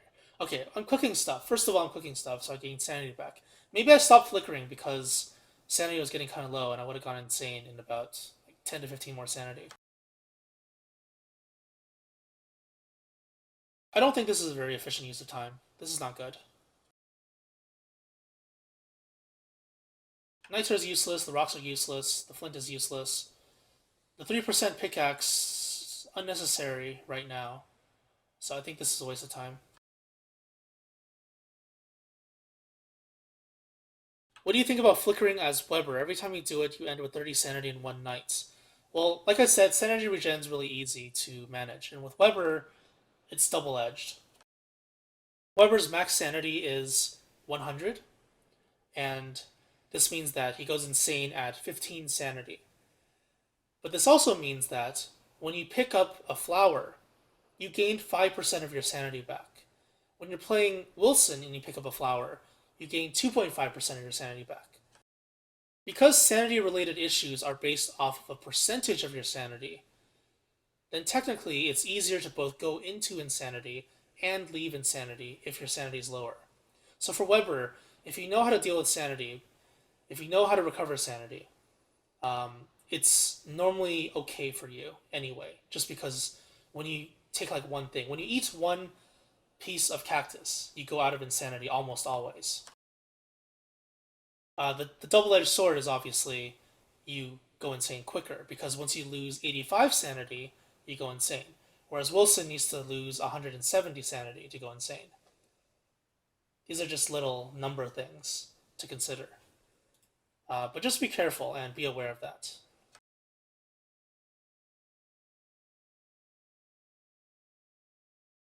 I don't know what I'm doing. This is not efficient use of time, but I guess what I might be thinking is nearing the end of season. Oh my god, you're so stupid. What are you doing? It's autumn. You don't need this garbage. It's not spring. Oh my god, this guy sucks. Look at that. What an idiot. Running around like an idiot like that. In spring, you would normally do this, because spring you need a lot of rocks, but in autumn, look at this guy fumble with his inventory, as usual. In autumn, you don't want to do this. It's not a good idea. Plus, the other thing is, there's a stack of cut stones here. The cut stones, the rocks turn into cut stones. This is the main reason you farm so many rocks, because you need a lot of cut stones. There's already 5 here. This is basically an alchemy engine already. So this is unnecessary. The niter is unnecessary. This is summer stuff. This is late game stuff. So this is very bad.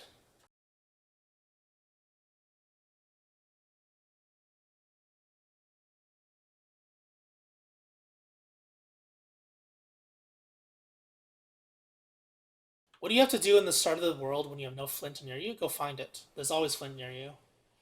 There's no such thing as no flint.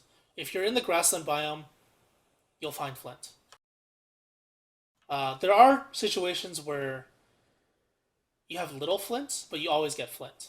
There should always be flint in the grassland biome. There's a lot of grassland biomes.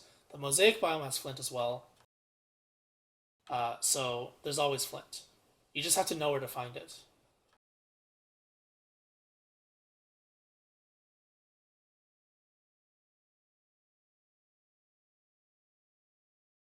All you need really is 2 flint. 2 flint makes the pickaxe. You have to be in the grassland biome or the mosaic biome, and sometimes the forest biome, but mostly grassland. So light green only. Don't leave light green areas if you have no flint. Look around, waste some time. 2 flint. Or is it? 2 flint is all you need. 2 flint makes the pickaxe. The rocks are located in every single biome. When you farm a rock, you get flint back. And then this can turn into an axe. But you want to make the pickaxe first, unless you're confident you have a lot of flint, more than like 4 pieces in the very beginning. If you don't have that, then don't just make an axe because you can farm a tree, because there's no point. It's like saying, I'm going to attack a herd of beefalo because I have an armor and a sword or something. Armor and a spear. Well, you have weapons and armor, but the beefalo herd will kill you anyway. Doesn't mean it's a good idea. So, just make sure you have the resources before you use the resources. This is why sometimes in Shipwreck you see me, in the very beginning, this was what I was like, because I was hesitant and I didn't know what I was doing. I'd be scared to make items, and I'd be okay with dealing with negative effects because I didn't want to waste the items. Because I didn't know if they were renewable, I didn't know if I had more. And then you had dumbasses in chat backseating. Why don't you do this? Why don't you do that? Why don't you shut up? Basically, that's the reason. If you're not sure what you can do with your resources or how much you have, then try and play safe. Playing safe is going to keep you alive longer than playing recklessly. And taking a risk is usually not a good idea. So you see here in this grassland biome, there's a lot of flint everywhere. Almost every grassland biome will have a ton of flint for you. So you just gotta look in the right place. I think I kind of talked about this, but it's nearing the end of the season, and you can afford to waste time. Oh, it's not nearing the end of the season, but I'm nearing the end of my exploration, so I can kind of waste time. I know where I'm gonna probably make my base, which is near the ring thing. The ring thing with the evil flowers. in the savanna biome near the beefalo. That's basically my base. So this is probably why I'm wasting time right here. But this is not efficient use of time.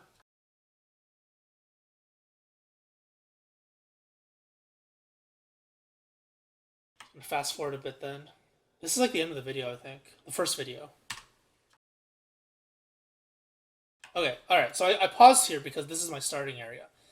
8.5 days in, I gathered this many resources, prototyped a ton of stuff, and I explored the entire edge of the world back to my spawn point. The world was okay. It wasn't like super big, but it wasn't small either. So this is what you want to have at this point. It's a good reference point. I guess that's why I just stopped here for the video.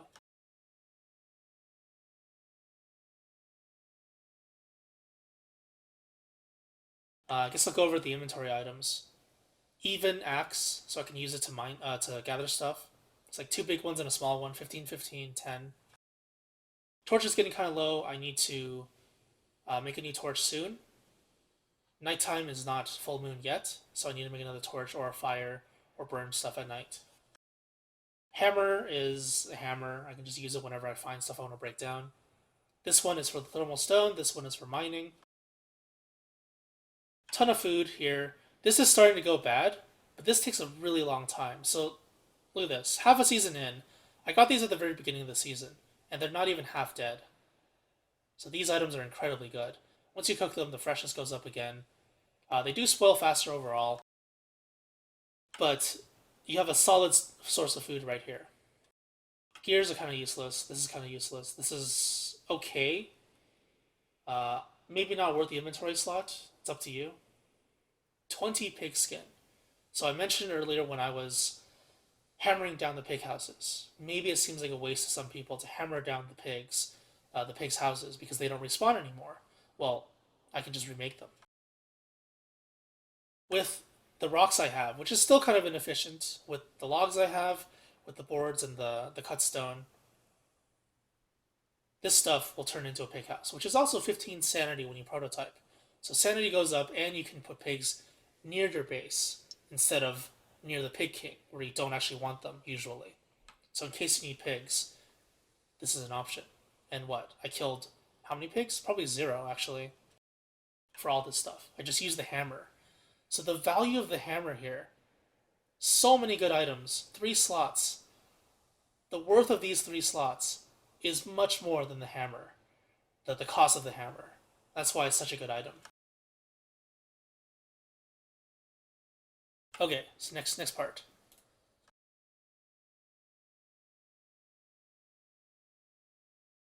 Okay, so we're back in here. Looking around the map. There's a lot of information on the map, so I guess since I'm looking at the map in the video, I guess I'll talk about it. This is where my base is going to be, probably. Definitely, actually, I remember now. Near the base, there's immovable resources. So, this stuff here, the reeds, you can't move them. You can't plant new ones. They're rare immovable resources that must stay put. So you want to put them near your base.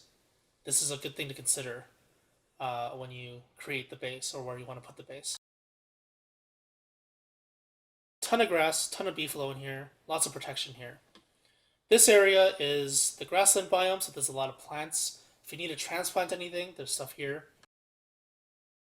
The mosaic biome is here. There's a lot of cobblestone here. It's about a day away, just going to and from. And spend like a day and a half going there, getting stuff, going back. Carpet here.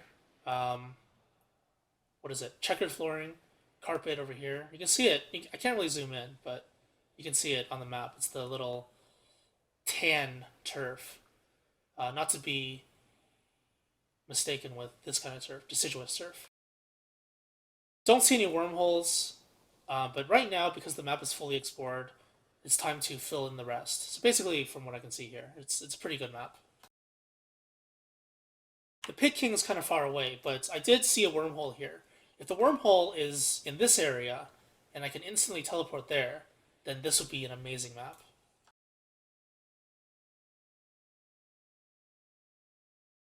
I don't know what I'm doing right now. I'm just looking at the map. Desert biome is also very close. Desert biome is also movable resources. Specifically the cacti. A lot of cactus here. I didn't find any walrus camps, did I? So that's something to consider. You have to have walrus camps. It makes the game a lot easier. The more, the better. There's another desert there, but it's kind of far away. Chances are there's going to be wormholes, though, connecting. Hopefully there is.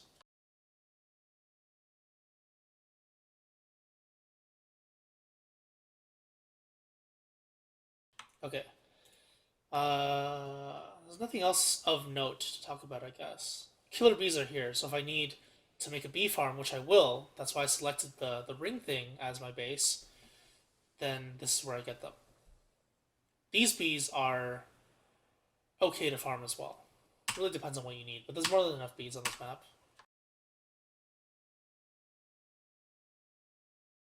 Okay, stop looking at the map. Go. Stop it! Oh, am I filling it in? That's why I'm looking at the map, I think. Okay, so I'm just filling in the biome now. This is the grassland biome near my base. I finished exploring the world entirely. Now I'm going back to my base area, the prospective base area, by filling in the middle, instead of going straight there. So what I'm doing is I'm zigzagging through, I'm zigzagging through the biome, filling in as much as I can, gaining as much meaningful vision as I can, and I guess I'm also considering nighttime is coming soon. I wonder what I'm going to do at night.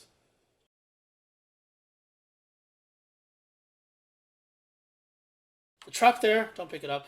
Not a good item. It saves you on the stuff you have to expend to make it, but it's still not a very good item. It's too slow. Alright, so you can see I'm just zigzagging through it, filling in the area slowly. And I'm quitting for some reason. I'm adding the mod, I see. I'm making the mod easier to build stuff. So I'm getting ready to build the base. Alright, there we go. The mod is on.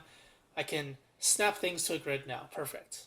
This is the old mod. This is the ROG mod, not the shipwrecked one.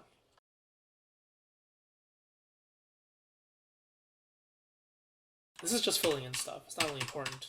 Nothing really to say about it. Okay, so there's a wormhole. Now, when you find a wormhole like this, after your entire world is fully explored, you should probably go inside of it. So I'm hoping this idiot goes inside, even though it's almost nighttime. Okay, this guy's stupid. The reason why you do this is because you have the entire map already outlined. Anywhere that you fill in the middle is very meaningful vision to you. You know what the edge of the biome is like. You know what the biome is. You have an idea of what's inside of it. So why not find out where these wormholes lead? All you do is pay 15 sanity. But in the grassland biome, you can pick up flowers for sanity. I'm about to settle down in my base, so that means that I'll gain sanity from prototyping, and sanity shouldn't be an issue. Well, technically you pay 30 sanity. You go to and from, so it's 30. But yeah, that's what you should be doing. So like I said, sanity's not an issue. I'm just flickering at night, I guess. The full moon is tomorrow. That's something to keep in mind. And I'm hoping that this moron actually realizes that in this playthrough.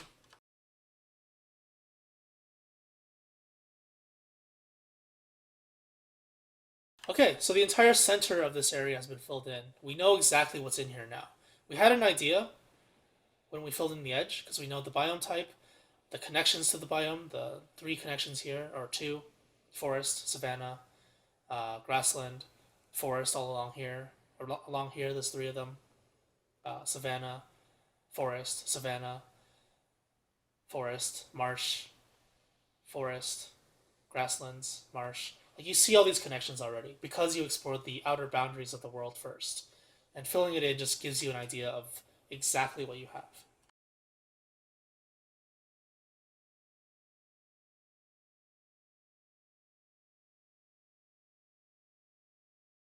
These lumpy trees here look really delicious. For charcoal, I mean. So I think I'm gonna burn down those charcoal, or those trees for charcoal. The ones that I burnt earlier, I mentioned that burning down these lumpy trees are good for the charcoal that you get, because you don't get as many resources, you just get the logs. you don't get the pine cones compared to the evergreen trees. So you can burn these trees however you want. Now the other ones that I burnt already are too far away from the base, so it's not efficient for me to go after them as a source of charcoal. Luckily, I do have lumpy trees near me, so this is charcoal for me for the drying rack, as well as the crock pot. Essential items, basically.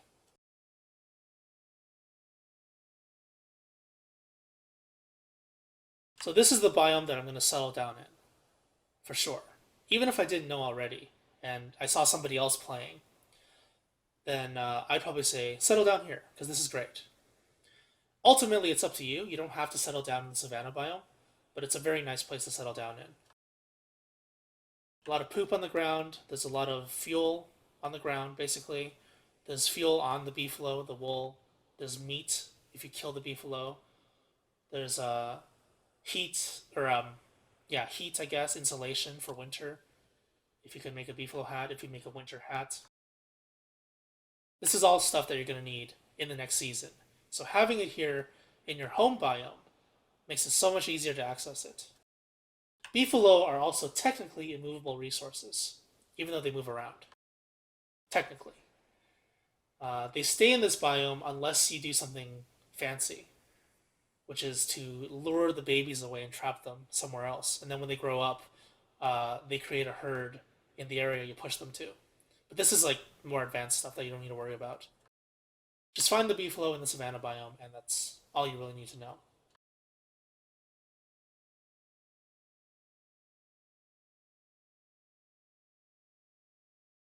Okay, so the entire savanna biome has been fully explored. Now I need to think about where I want to put the base. The base has to be close to here, but I don't want to put the base along the edge because pangolins spawn during winter. I don't want to put the base here. Like, basically all of the edges are off limits. I also don't want to put them too close to the beefalo herds. So if the beefalo herds are around here, this is a good spot to put it.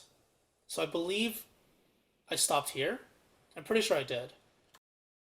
Because it's close enough to here for the bee farm, and it's, well, you can see the cursor moving. I don't know what I'm doing. I'm motioning stuff to myself. I'm visualizing stuff. This is what I do.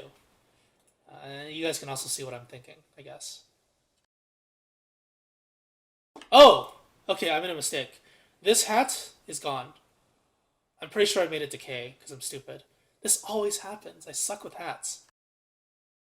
The straw hat is good because you can make a miner hat out of it. So you want to keep it at 1%. If you made a top hat, you want to keep the top hat for the hat machine. The science thingy for magic. Don't destroy your hats unless you have too many of them. Keep them at 1%. Keep your pickaxes at 1%. Like these kinds of tools, items that you can wear, if you can leave them at 1%, or as low as you can, for pickaxes 3%, then do that. Because they're useful. But for items that don't make anything, just use it all up efficiently. So, like I said, the axe, you want to keep it at an even percentage.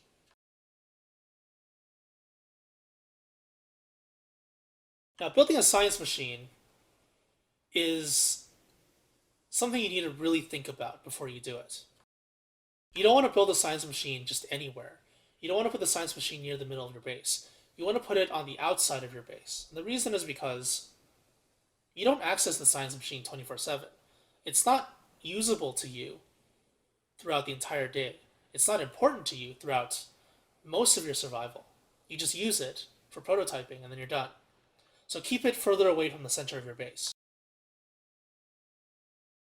So all this gold, all the cut stones, all the rocks I gathered, they're going to eventually turn into research machines like the alchemy engine, lightning rod, other stuff, really important stuff. Now here's a mistake. Alchemy engine here is a mistake. Alchemy engine should be here. Reasons because the base will be here. I remember now. The base center is here. Put the alchemy engine closer to the center, not away from it. So this is a mistake that I made here. There's no use for the science machine anymore. I can hammer it down for gold if I want to. The alchemy engine is just overall better. Pre-built the icebox. I don't know where I'm going to put it yet. What else am I doing here? So basically at this point you just want to pre-build some stuff or make the stuff that you need to make your base. I believe this is a drying rack. Maybe. I don't actually know what it is now. Okay, we'll see eventually. Okay, the football helmet. That's what it is. Oh, it's the football helmet and the drying rack, I think. So one rope for the football helmet. This gives you armor without having to remove your backpack. This is obviously without mods.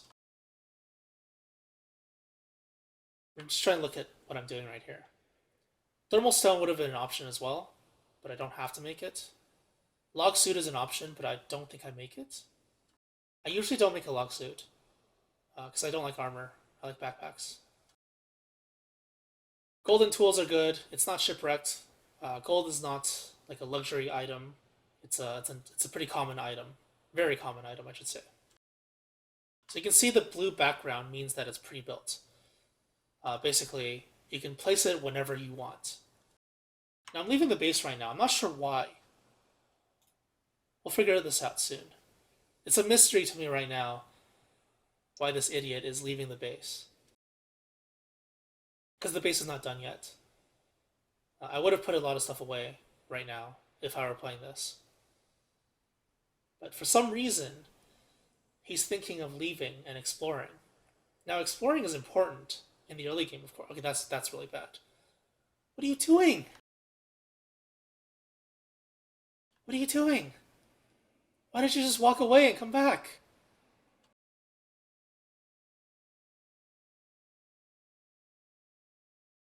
Oh my god, this guy's so bad.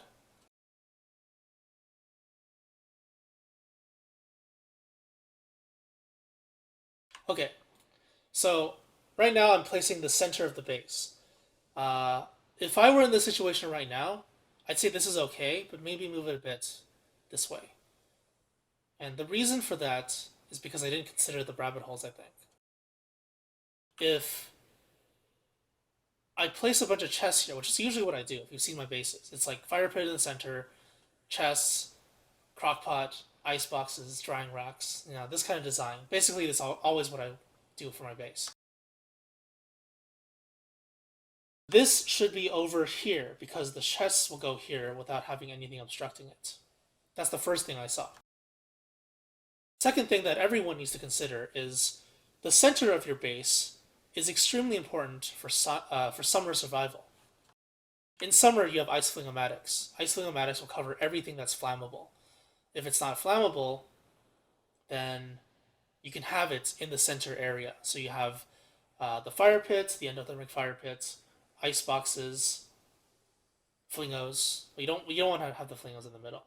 But these are non-flammable objects. You want to have the fire things and the icebox in the middle, outside of the range of the ice flingomatic. If the ice flingomatic is in range of the fire pits, then they'll constantly put out your fire, and you're never going to have a fire up. So you want to have sections of your base, like a center area with flammable objects, an outside area of, or a center area of non-flammable objects, outside area of flammable objects that the flingomatic is covering for you. Otherwise, things will smolder and your base will burn down. So that's the consideration for the fire pit. In general, the fire pit is the center of your base. You stop here at nighttime. You need to have fuel to actually fuel the fire pit. So you want to have chests near them. You want to have the icebox near it because you can cook stuff. You want to have the crock pot near it because you can use food. Food items go in and out of the icebox, fire pit, and crock pot constantly. So you want to have this little area for everything. Now the crock pots are flammable, so you got to be careful there. The crock pots need to be out of the range of, or in the range of the flingomatics, but the flingomatics have to be out of the range of the fire pits. So this is just the summer consideration.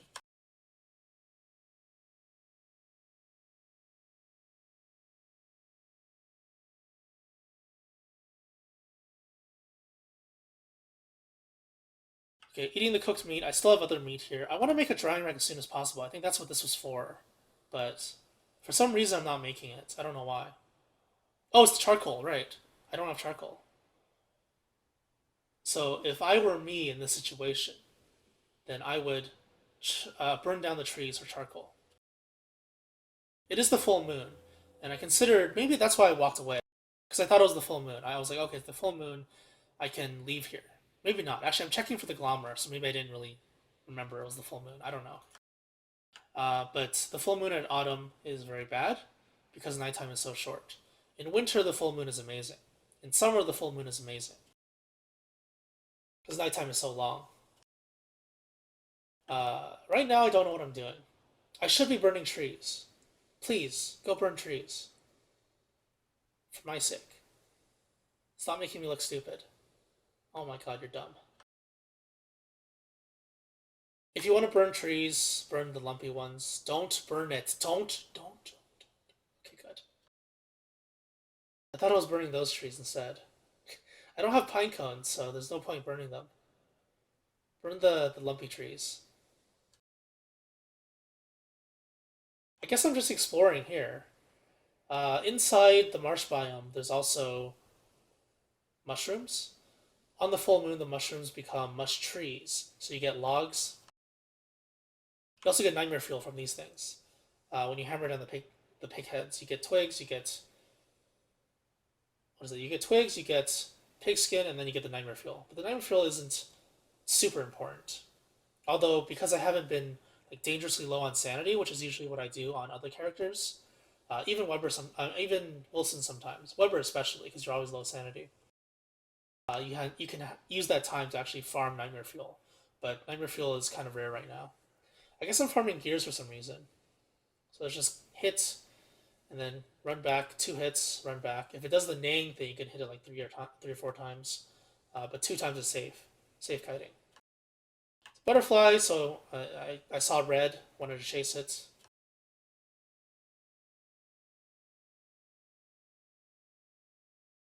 Well, this is before you actually plant anything, right? There are no trees for me to plant. Because all the trees that I cut down were birch nut trees. So the birch nut trees produce food and logs. That's all I get. Technically, these are seeds. You can plant them, but I haven't cut down a single evergreen tree, I believe. I think. I don't remember now. I think that in autumn, you would probably want to do this. Just cutting down the big birch nut trees because you get two birch nuts from each. And the pine cones don't exactly benefit you.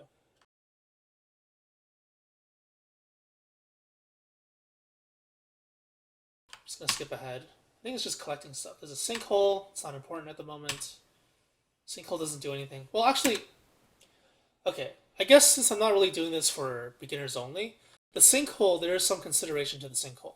With the hammer, you can hammer down, uh, what is it, mole worms. You can hammer the mole worms and put them in your inventory and make moggles early. Also, you can make the miner hat early and then get light bulbs from underground. So if you're safe, if you're pretty safe above ground, if the Hound Wave already arrived, which is around day 7 to 12, then by all means, go underground and have some fun there. You can go there if you're comfortable with being underground, if you have enough above ground, and you're okay with wasting some time. Because all you get underground really is the ability to make moggles and the ability to refuel your fuel items, like light items. But if you can't really make use of that, then there's no point.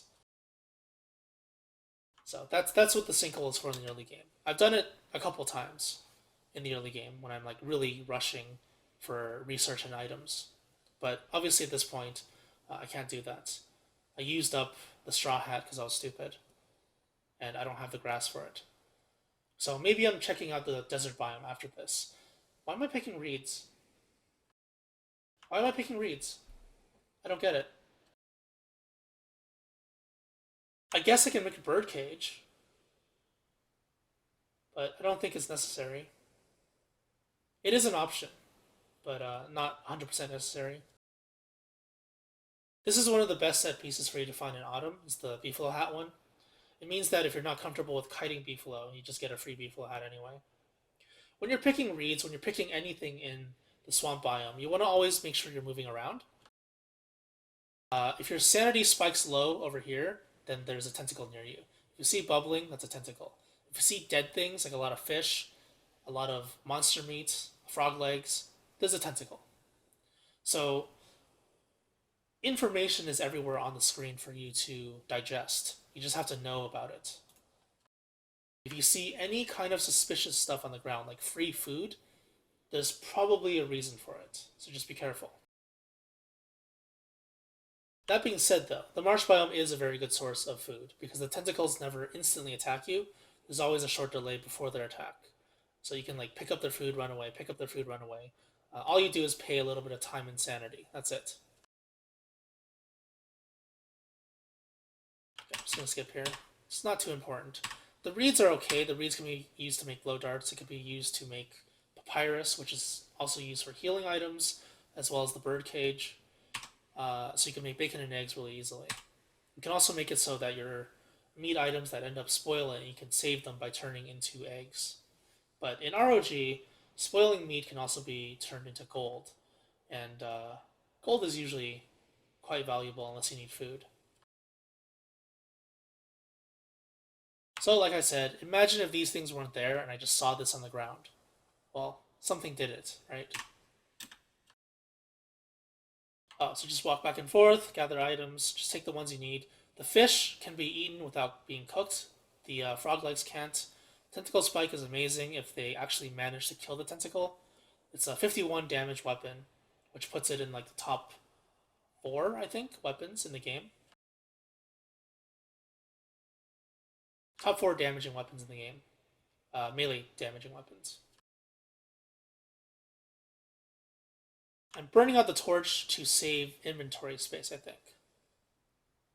Usually I don't want to waste the torch because I try to efficiently use it by flickering, but I want the tentacle spike really badly. This is a really strong item. Now there are other things in my inventory that I can consider dropping. The beefalo wool is not that important because I can always shave beefalo. The gears are important because I'm probably planning something, I don't know. Maybe the flingo early. This stuff is not important. The frog legs are useless. I don't need food, as you can see here. So this can be dropped. So saving the torch might have been an okay idea there. The nightmare fuel is questionable. It's a decision that you can make depending on how you feel, I guess.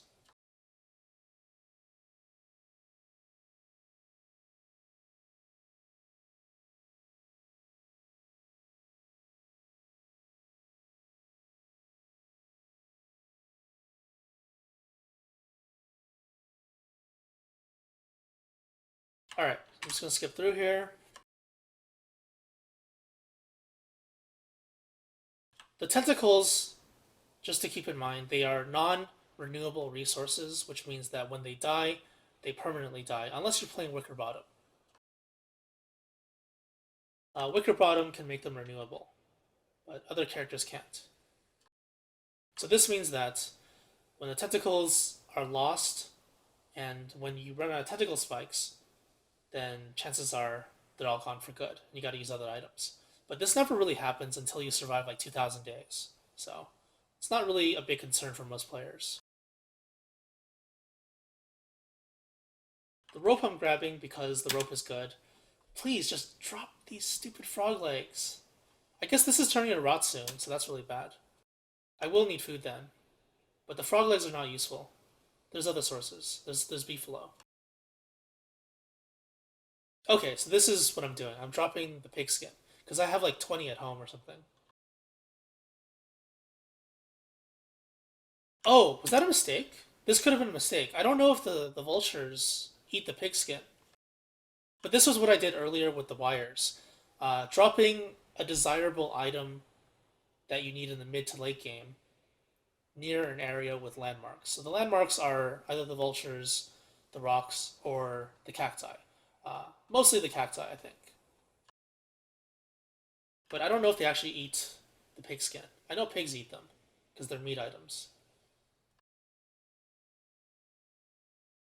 So I am coming over here to the desert biome. I guess it's because I want to collect more grass. Though I do have a lot of twigs, so when you collect stuff from tumbleweeds, you get up to 3 of these. You can get anywhere between 0 to 3 of any of these, but you get a maximum of 3. You can also get random items like this. And the problem is, if you have too many of one resource and too little of the other, there's a chance you'll overflow on resources. That's the downside to tumbleweeds. Grab this. Grab this! Ah, you're so dumb. Grabbing it would, like, somewhat even it out. But I guess I'm exploring here. It's the full moon. I can afford to explore. This is another place that the pitchfork is useful for. This is all carpet flooring. So there's like 1, 2, 3, 4 of it, I think. 4 across. There's a ton of it over there. You just take this for your base. Basically, that's what it's used for.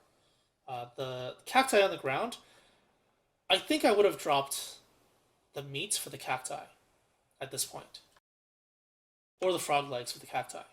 Cacti is really, really good food. Oh, now you grab the grass. Okay. Don't grab the carrots. Don't grab the carrots. Don't grab the carrots. Don't grab the carrots. Yes! He's not stupid. Okay, he's kind of stupid. See what I mean? Sometimes you get 2 twigs and 1 grass, and then you overflow even more. Alright, I'm just gonna skip ahead. I think I'm going home now. What am I doing? I'm cutting through the middle, I think. So I'm just rushing home because inventory space is low. I have the grass for the drying racks, I think. But I still need charcoal, so I should have burnt the charcoal. That's what I was mentioning like 2 days ago in this playthrough. Oh my god! You're burning evergreens. What are you doing?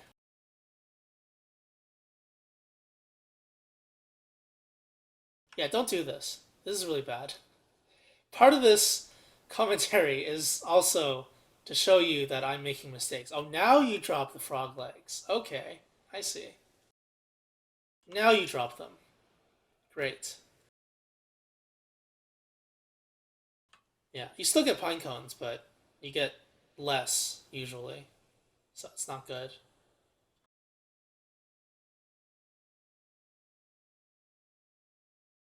Alright, so I'm going back to base, and now I'm setting up the drying rack. There's a rabbit hole right there, though. The rabbit hole's blocking it, so I'm probably going to have to shovel up the rabbit holes. Because I didn't put the fire pit here, the drying rack over here isn't going to go down this way. It's going to go down this way, because the crock pots go there, probably. And the chest will go down this way, so there's another problem here. So the rabbit holes probably have to go here.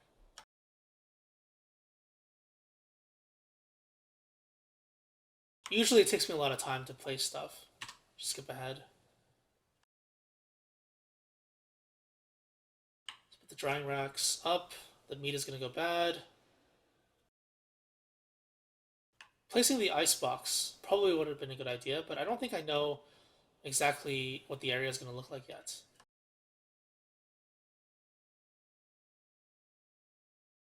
Just place it.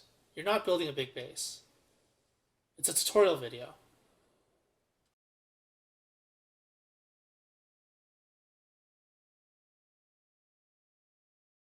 Yeah, this is ROG, not Shipwrecked. Okay, the icebox is going... What are you doing?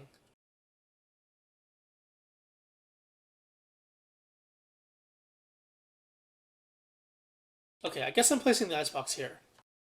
Yeah, it's ROG. It has to be ROG. No prototype for the hammer. What else is indicating ROG? Birch nut trees, like the very beginning of the game. This is ROG. It's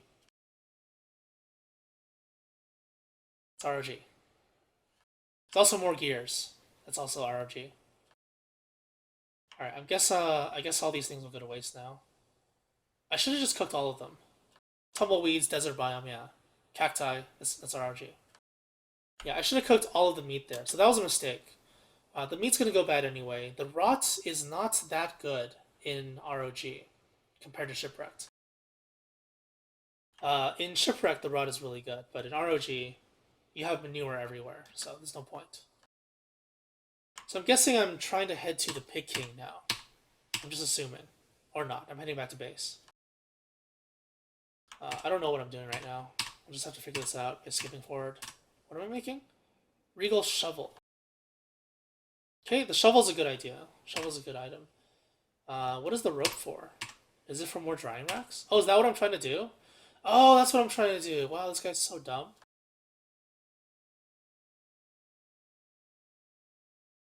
Yes, save the plants. Good job. Alright, so I'm trying to make a lot of charcoal. That's why I didn't cook all the meat. And this will all be charcoal. But I don't think I have time. The meat is really, really bad now. This is all charcoal. Oh, here's the first warning. Did you hear that? That's the first hound wave. Usually the hound wave comes between like day 6 to 12 or something. 7 to 12. I can't remember exactly. I'm really bad at timers before day 100. So the hound wave is coming. If you look at my items, I'm basically set. This is more than what you need for the hound wave. Now, if I were stupid in this playthrough, which a lot of the situations you're seeing are kind of stupid, I would use the tentacle spike. But if I played this correctly, I would use the spear. Because at the moment, the tentacle spike is a rare item for me. There's only one tentacle spike in the entire world, and I have it. Whereas the spear I can make whenever I want. It's renewable, it's easy to make, it's cheap, easy to make, whatever. And the tentacle spike is an item that you want to save for the best things. You want to kill strong mobs with it. This is the situation that I was in with the Walani playthrough. I had the dark sword early from the treasure, which was really nice, and I had a spear. So when I got a lot of hounds, a lot of enemies, or really strong enemies, I use the dark sword. But normally, my weapon of choice is the spear, because you want to use the item that's cheaper first. The warning is like 90 seconds or 120 seconds from the first one. So the hound wave isn't coming for a little while. Did you hear that? Yeah, it's been a really long time. So the hound wave should be coming about now, I think. Yeah, okay. Oh my god, I'm stupid. I wasted it. Okay, so what happens here is I'm using the tentacle spike instead of the spear. Probably because I'm too lazy to actually kite this properly with the spear. The spear takes 5 hits. Tentacle spike takes 3 hits. When you kite a hound with a spear, you walk into its range, let it attack first, kite back, hit it twice. Let it attack again, kite back, hit it 3 times in a row, and it dies. The problem is that sometimes more than one hound spawns on you, so you have to kite multiple mobs, and for newer players especially, this can be kind of difficult. With the tentacle spike, because this does 51 damage instead of 34 damage, you can actually 3-shot them in one go. So when they attack, dodge, hit them 3 times in one go, and then it's dead. So that's what I'm thinking, really. I'm just being lazy. 1, 2, 3, dead. Pick up the monster meat. 1, 2, 3, dead. Problem is that I wasted the tentacle spike 6%. It's okay, I guess. You get a ton of them anyway. Shoveling up saves the... Oh, okay. Well, it usually saves the item. You gotta be careful, though.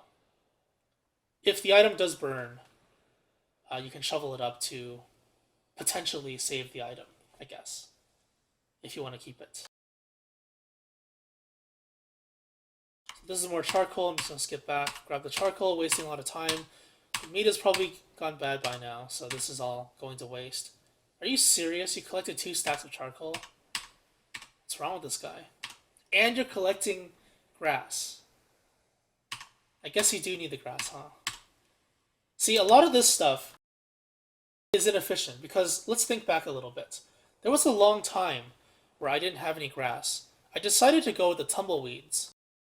Tumbleweeds give you both twigs and grass. So this is what I mean by figure out your mistakes. I always say this when people ask me what do I have to do to survive longer, what do I have to do to survive the first, second season, whatever. How do I improve on the game? And I always say, die and figure out what you did wrong. Well, I did something wrong here. Tumbleweeds spread these out too thin. I didn't get a focused amount of grass, which means now I have to collect grass, and now the meat inside the freezer is going to go bad because I'm wasting time gathering grass for more drying racks. So everything, you just got to think back. It's very causal. The game itself, you do something, it causes an effect. Everything is cause and effect here.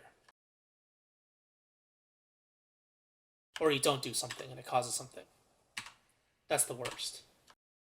The other thing is, the drying racks are not very important. Getting this many drying racks, look at that. Look at this moron. He let all the meat go bad because he made a bad decision in the early game. So now 7 pieces of meat. which could have been a ton of hunger just cooking it normally and not being greedy, making the drying racks, wasting time getting the charcoal, doing inefficient things prior to that, and having no grass. Now I have 7 rot, which is basically useless.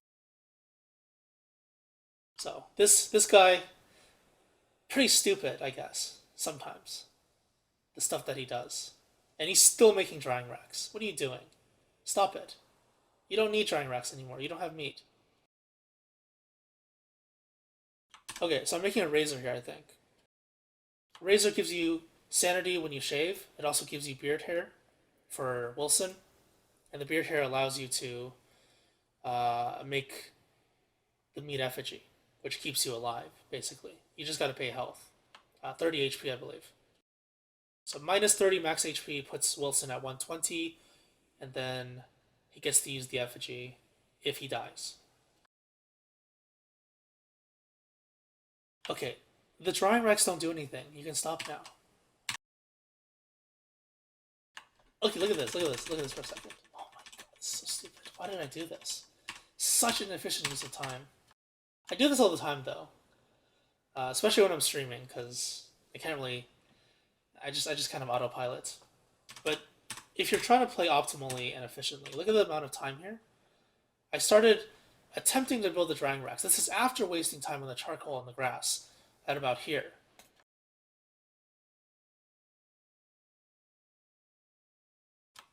Fast forward like a third of a day, and I finally built the drying racks. Now this is the important part for the question earlier about the pitchfork. Why do you need the pitchfork? Is the pitchfork bad? Etc. All this savanna turf can be used as fuel. And once you do this, it's not just for aesthetic reasons. It's not just because you want your base to look nice. It's because you want to keep the eye plants away from your base. Because in most cases, you're not going to have enough resources to farm a lot of chests. And you also don't want to waste a lot of time doing that, especially in the early game. You're not going to have a lot of items or a lot of places to put your items. So because there are no chests, you need to protect your base somehow. Protect the stuff on the ground somehow. And this is how you do it. The side effect of this is you gain fuel, you gain heat at nighttime, you gain protection from Charlie, and this will last you for basically the entire winter. Each one of these is one night. Think of it that way. On the screen right now, it's like 1, 2, 3, 4, 6.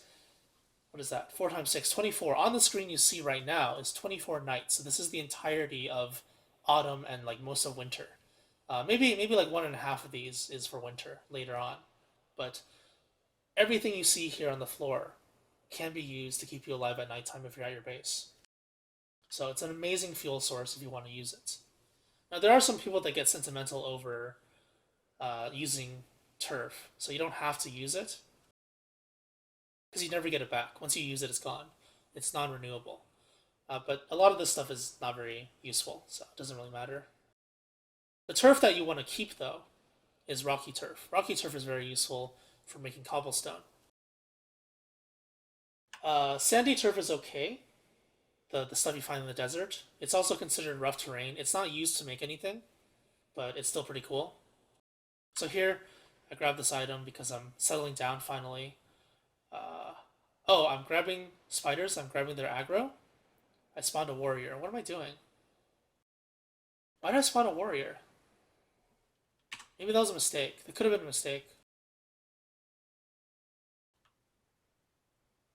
What am I doing here? Oh, beefalo. Okay, so I know that beefalo are here. I have the razor. This is also fuel. Every time you shave a beefalo, you gain items to make either the winter hat or the beefalo hat. Ignore the beefalo hat I got on the ground. Assuming that you don't get that, you have to shave the beefalo like this for a lot of wool.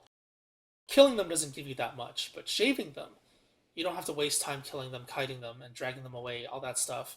You don't have to take damage. This is completely risk-free, as long as they're not in heat. If the beefalo are in heat, then you can't do this. But, now look at that. 24 wool. Each one of these is the equivalent of a manure, which I believe is 1/4 of a board, which is 1/4 of a turf. Something like that.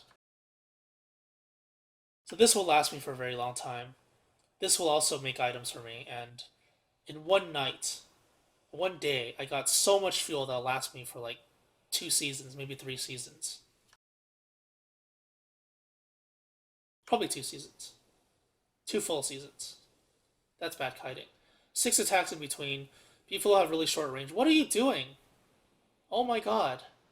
Kite better. Hunger's at 0. Usually when I play this game, I don't care about my hunger too much because most food items recover health and sanity. Sanity is less relevant, but the health is relevant. Because when I eat stuff, I gain both hunger and health. If I cook stuff with the, what is it? The crock pot, when I eat the jerky, I gain both hunger and health. So it's not really too much of a problem for me. So I'm just cooking stuff. Like I said, the birch nuts I got at the very beginning of the game, like day 1, day 2, they're still here. They're still fresh. And they recover a lot of hunger for what it's worth anyway. Carrots can be cooked for healing, so you can see me cooking the items. When you cook most items, they give you more health. The seeds, they heal you 1 HP instead of 0. Berries, 1 HP instead of 0. Birch nuts, they heal 1 HP and allow you to eat them. Carrots, instead of healing 1 HP, it heals 3 HP. So yeah, there's a lot of stuff to consider when you have a fire. The fire makes everything more versatile. Look at that. 31. 31 Savannah turf. 35 beefalo wool. 5 poop, and there's a bunch of other poop up there. Look at all this fuel. This fuel can be used for the fire, the flingo, just about anything that requires fuel. And it lasts like almost forever. This is probably like 4 seasons worth, a full year worth. And you got a full year worth of fuel in one day. So it's pretty incredible what you can do in ROG. I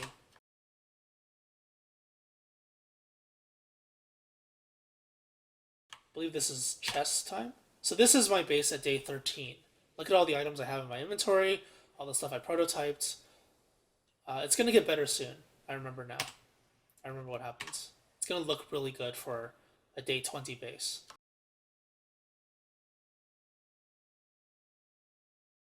So the rocks that I grabbed earlier, I don't know what I'm doing. Wait, what was that? I grabbed a lot of rocks earlier. There's still some rocks on the ground. I don't know if I see them or not. Oh, I'm making the endothermic fire pit. Oh, okay, there we go. There we go. So I did see them. You don't have to do this in autumn. Summer isn't coming for a very, very long time. So this is excessive preparation, but it's still preparation nonetheless. And if you really want to do this, you can. Because autumn is basically the season where you want to use the most of your time. You have the time to waste. It's better to use it efficiently, of course, but if you can't use it efficiently, it doesn't really matter too much. So I'm making useless items, being an idiot again. Probably nothing else.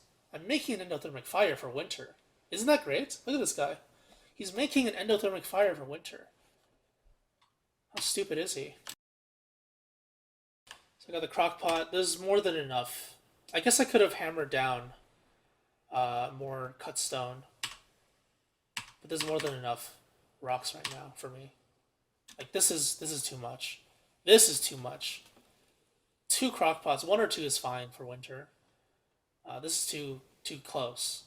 If I'm gonna nitpick, too close, too much, too much.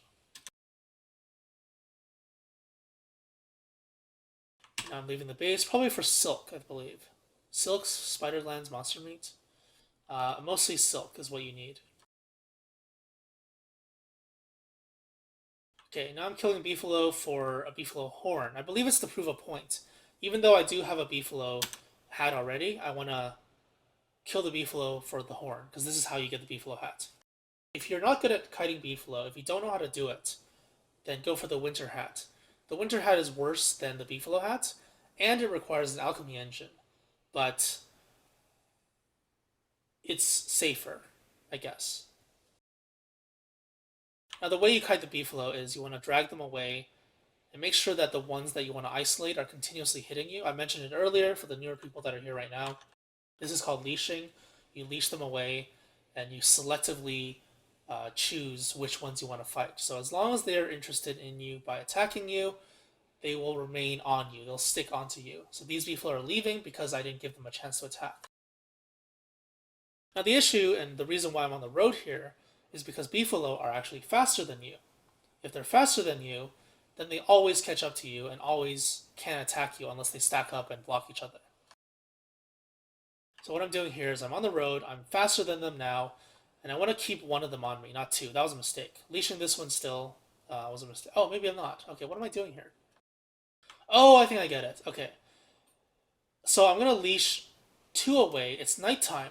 One of them here is going to go to sleep at nighttime. This one I'll kite away. So when one of them goes to sleep, I can freely kill the other one. I believe that's what I'm doing. So this one will walk away. It's going to fall asleep in the middle. Then I'll kill this one afterwards. Alright, well, I'm not doing it in the video, but this is what you should be doing, I guess. When you leash the beefalo away, and it hits nighttime, the beefalo will fall asleep if they're not fighting you. So this one will walk away, it's going to walk over here, it's going to fall asleep. Then I'm going to kill this one because it's going to stay leashed onto me. I'm going to continuously let it attack me and remain interested in me, so it never leaves. Kill this one. This one gets alerted as I attack it. It takes a while for it to wake up, then when it finally comes here, I kill the other one. So it's two beefalo quite efficiently killed. But it seems like I'm not doing that, and it's nighttime. And it's time to die. Yeah, so because I didn't do it right, mistakes were made and efficiency lost. See, they went to sleep after they lost interest. This one attacked me instantly. That was kind of scary. I'm not dodging also, I guess, because I'm stupid. It's up to 6 hits in between each of its attacks, and beefalo have really short attack range. If you look at that, it looks like it hit me, but their attack range is actually like this short. So as long as you're outside of range by this much, maybe a little bit further, like this much, it won't be able to hit you because this is the attack range. So don't be threatened by beefalo if you think they're really scary. For more information about leashing, you can check out episode 9 on YouTube of the tutorial series.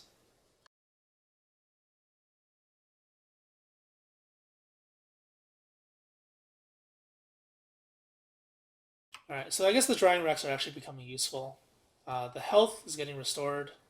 So the health that I was missing, the health that I lost from taking hits for no reason, it's back now.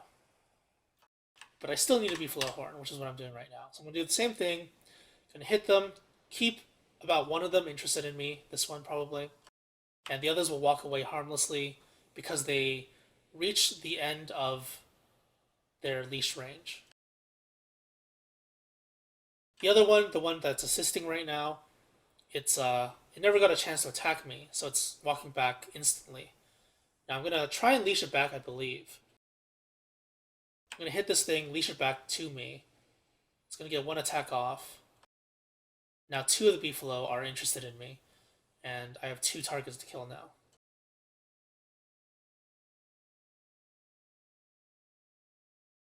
So I let one of them attack me by getting in its range. Now the other one's not going to attack me, it's going to walk back. Ow. That was bad. That was a auto-acquire target by holding F. Always make that mistake. Gets me killed sometimes. Not really. It can get you killed though, if you have no armor. So when you approach these kinds of fights, you always want to have armor. And there's the beefalo horn. So that's how much effort you need to put into to get a beefalo horn, usually. You gotta kill like 4 of them, I think. It's like 25% chance to drop. So, yeah, that is the beefalo hat. So now it's finally time for the chests.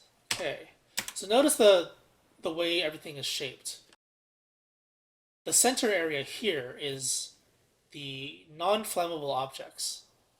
This is flammable, these are flammable, this is flammable. This is inefficiently placed because now I need a third flingo up here to cover this. The flingo range has to be like this. This arc here, an arc here, and an arc here. That's the flingo range. Because this area here, this stuff doesn't actually smolder. So you want to be really careful when you place certain things in your base. Even something like this that doesn't seem like a mistake can be a mistake. Also, the distance between the crockpot and the ice box is very close. So if you shift click like crazy like I do, sometimes you shift click things incorrectly and they go into the icebox / crockpot in a way you don't want to. Because the UI opens. As long as the UI is open, then the priority for shift clicking will alter a little bit. But this is like weird mechanic stuff. It's not really important for survival. I made a boomerang. Why did I make a boomerang? I guess it's because I have so much charcoal. Though I don't have much logs, so the problem is I'm wasting a board on a boomerang. Yeah, I don't know why I made that. Very strange.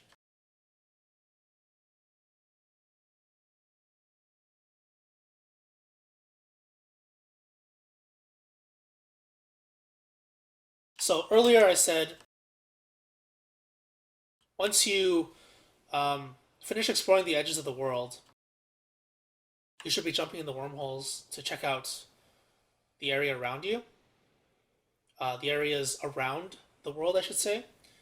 Now I'm doing it, I guess. Better late than never.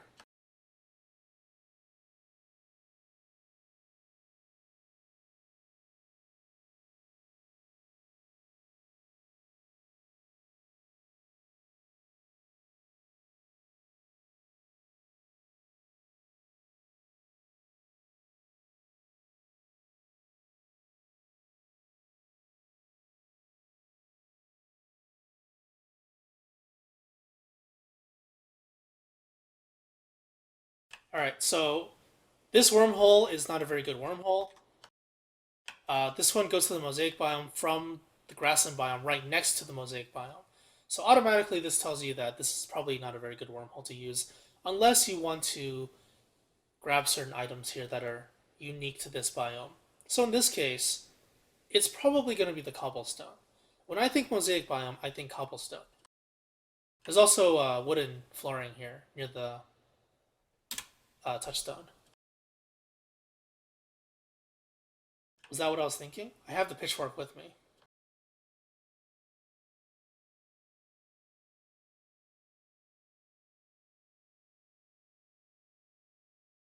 All right, so let's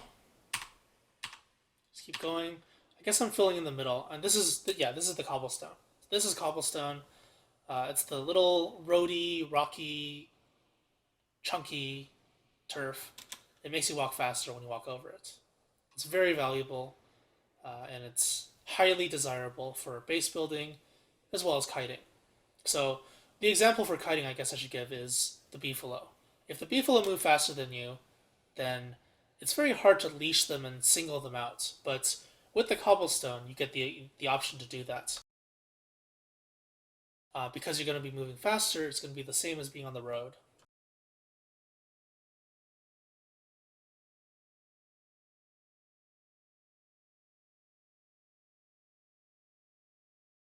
I don't know why I'm mining here. I guess it's because I'm low on rocks, and I think I'm low on rocks.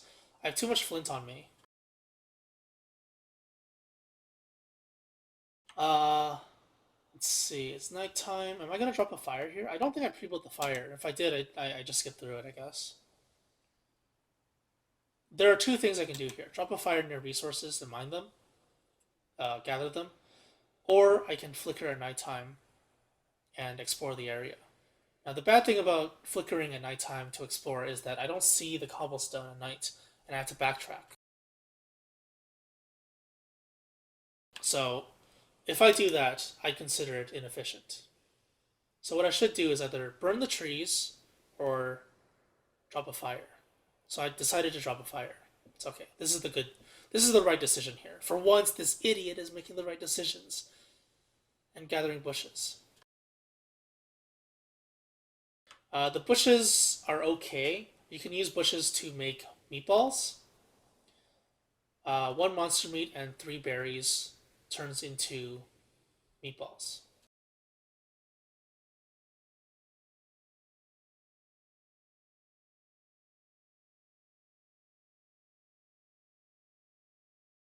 Right, this is not interesting. Just gonna skip ahead. There's about an hour left of this video, but I'm gonna skip ahead a lot more. Okay, so I'm killing the sinkhole. I don't think I go in actually, because I think this run is primarily for. You can see it in the resources here, or see it in the inventory here.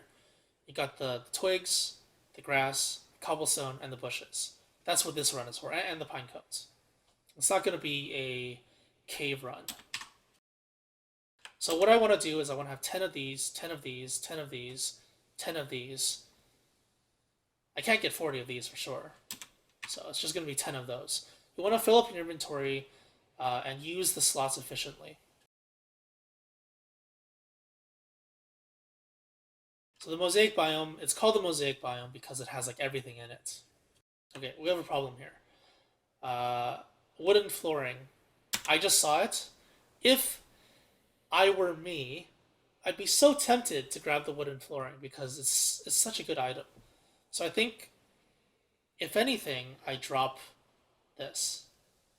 Pine cones, or maybe this. One of these two items will probably go. The torch is low. I could also burn the torch out, but I still need the torch at night, unless I plan to get back home by nighttime.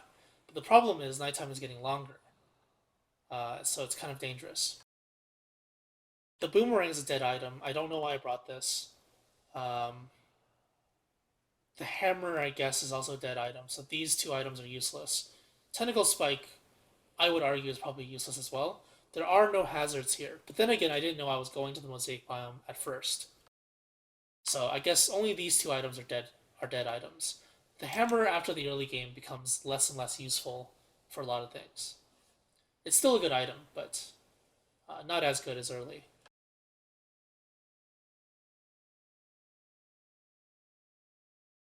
Let's see what this guy does.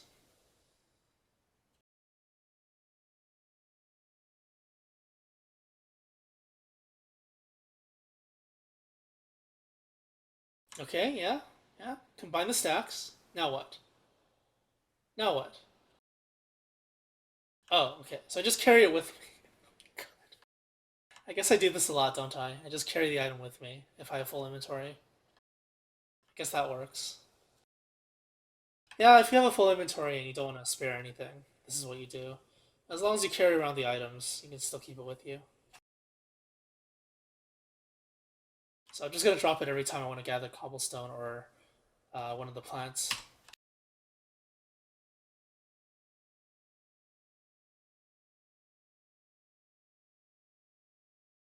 It's basically an extra inventory slot.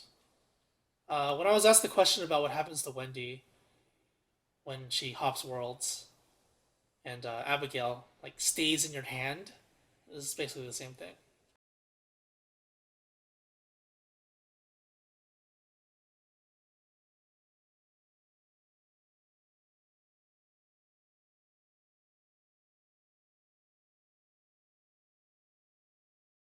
Oh, what was that? Okay.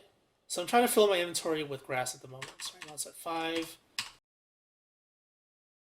Ideally, oh, you can't put that through the wormhole, right? It's not don't start together. Sucks. Sucks to be you.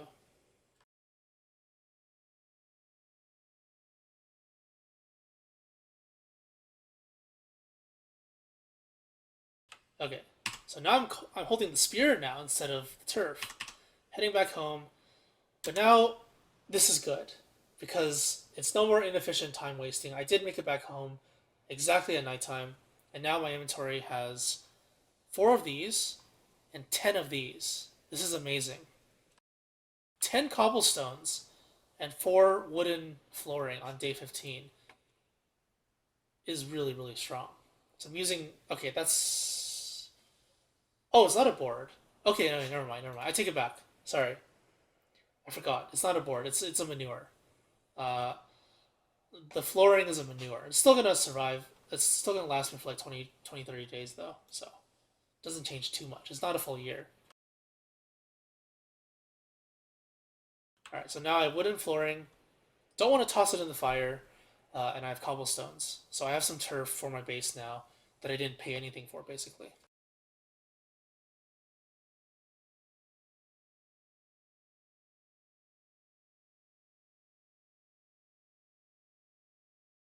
All right, so I'm trying to expand the base area as well. I think the thought process is, for me, when I use cobblestone, I want to put it near the roads. So they lead to the roads, and then I can go along the roads. So I have an entire area here that's full of like a speed boost area. So I can use this for kiting and running around. Because if you lead it into normal turf, then you lose the speed boost. That might have been the other consideration for putting the base in this little curvy area.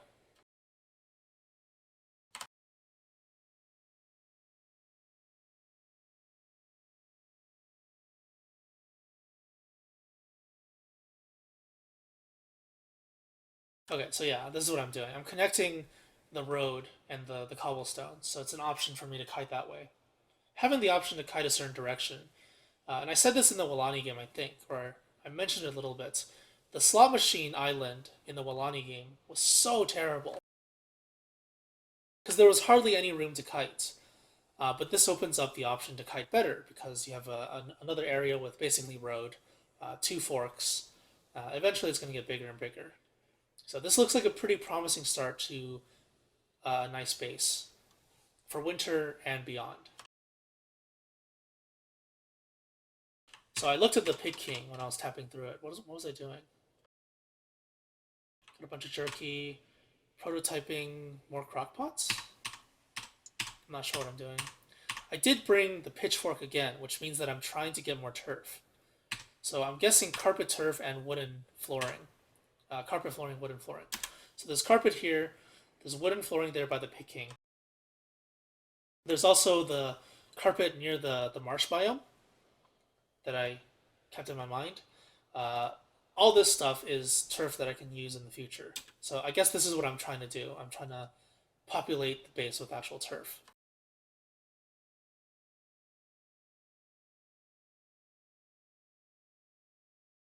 So we got some carpet in the middle, checkered flooring on the sides. Checkered flooring is made from marble, so it's very valuable, very rare. Usually pretty rare, I guess. It's non-renewable. I guess it is renewable technically, because you can get marble in the earthquakes. So, but it's still a pretty rare item. It's a hard resource. It's a hard flooring item, and that prevents eye plants. So going along the road normally leads, like this road right here, normally leads to Chester sometimes. No, ignore that. It's not Chester. Well, it is Chester, but it doesn't always lead to Chester. It leads to the Pig King. It leads to the Pig Village. So especially in vanilla, but in ROG as well. So if you follow the road, you'll eventually find your way there. I'm not sure what I'm doing here. Gathering rocks. I don't know what I'm doing. It's raining. If it rains, use the trees as shelter. Just a little reminder.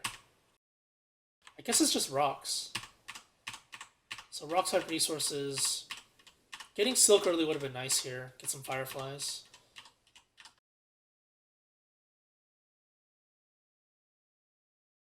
I guess I'm just filling in the middle, exploring the entire map. So as you can see, the map is getting revealed slowly and slowly.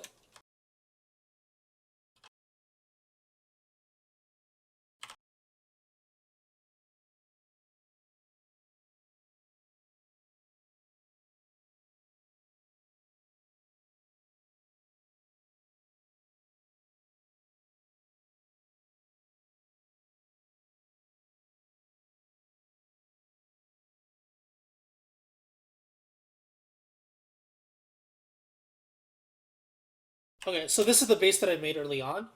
Like I mentioned earlier, this is inefficient to put the base so close to the edge. It would have been better in the middle because I was filling in the middle. And this being here just made me waste some more time. Now I think I'm making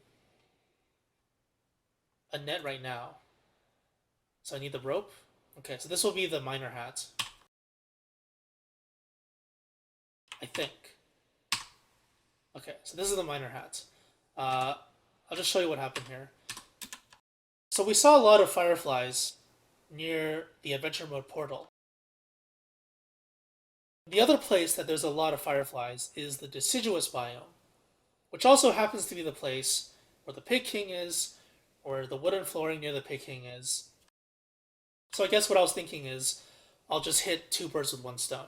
Get the turf and get the miner hat, which is what I want to get in the early game always.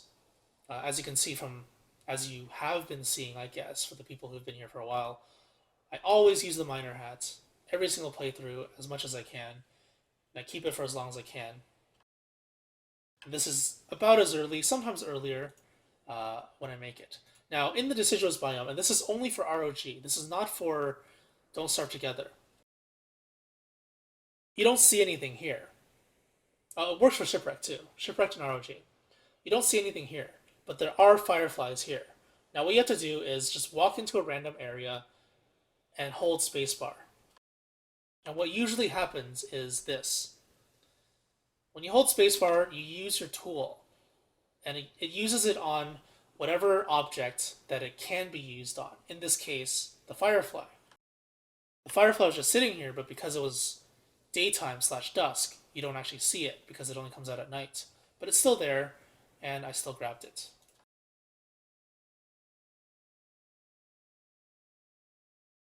Guess I'm just burning a resource here. The pine cones have to go, I think.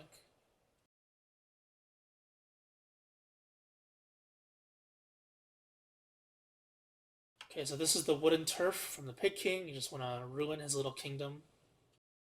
Pine cones go away, as you can see. Nighttime is coming soon. Maybe I drop a fire near the Pig King. I think that's what I do. It's what I would do, I guess. The reason being, a lot of the time you come to the Pig King anyway, and if it's nighttime, you want to be able to stay here at nighttime and feed it stuff, or feed it stuff in the morning. Just being in this area is okay. So no room for any important objects. Oh, there's the Glommer poop on the ground. So the Glommer statue is here. I have the stack of fireflies, so I guess that's why I'm catching more fireflies. All I'm doing right now is walking around holding spacebar, which is why I went towards the bush. When you walk near a bush and you hold spacebar, it lets you grab the berries. I'm grabbing a ton of fireflies. Fireflies are not renewable in ROG, so these are one-time use. Grabbing this many is probably for base design. Usually, just like in Shipwreck, the bioluminescence, I use the bioluminescence for base designing. The water area, anyway. In ROG, this is for the land area, of course. And eventually, in the future, I'm gonna... Oh my god, I have no fire. Well, I have no fire. It's time to die. Rip. Rip. Oh, there we go. And this is why you pre-build items, in case you don't have the object already, in case you don't have the resources. There was also another thing I could have done. So two fireflies being so close to each other, let's say I didn't have a fire, no way to make a fire, and I probably would have died if I didn't have any light source. Then I would have just ran back and forth from the fireflies. The fireflies give you momentary light to prevent Charlie from attacking, so because of that, they keep you alive for the entire night. You just have to pay with sanity, as usual. Everything in this game, you have to pay a price. Everything in this game costs something to do.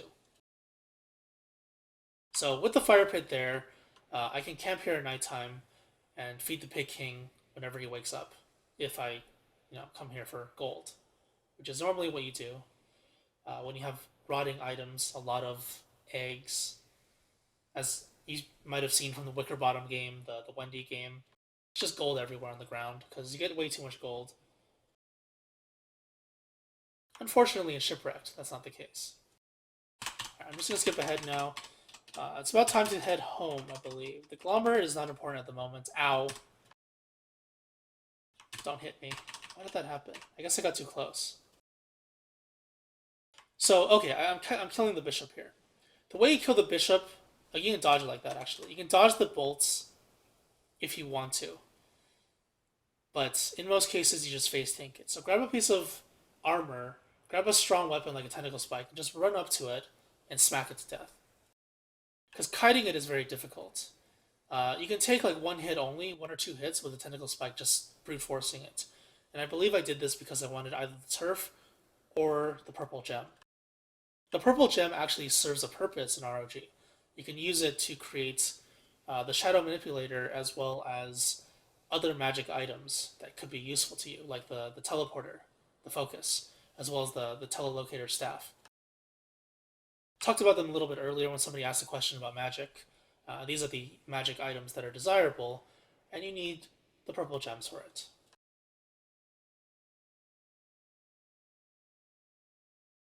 I guess I'm holding the net for more fireflies.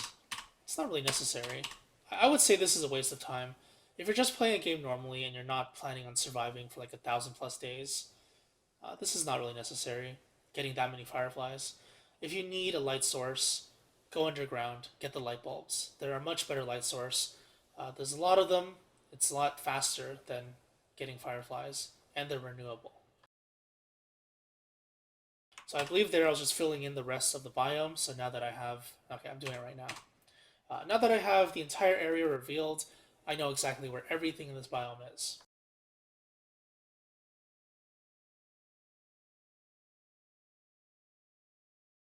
Okay, so this is actually something you should be doing near the end of the season.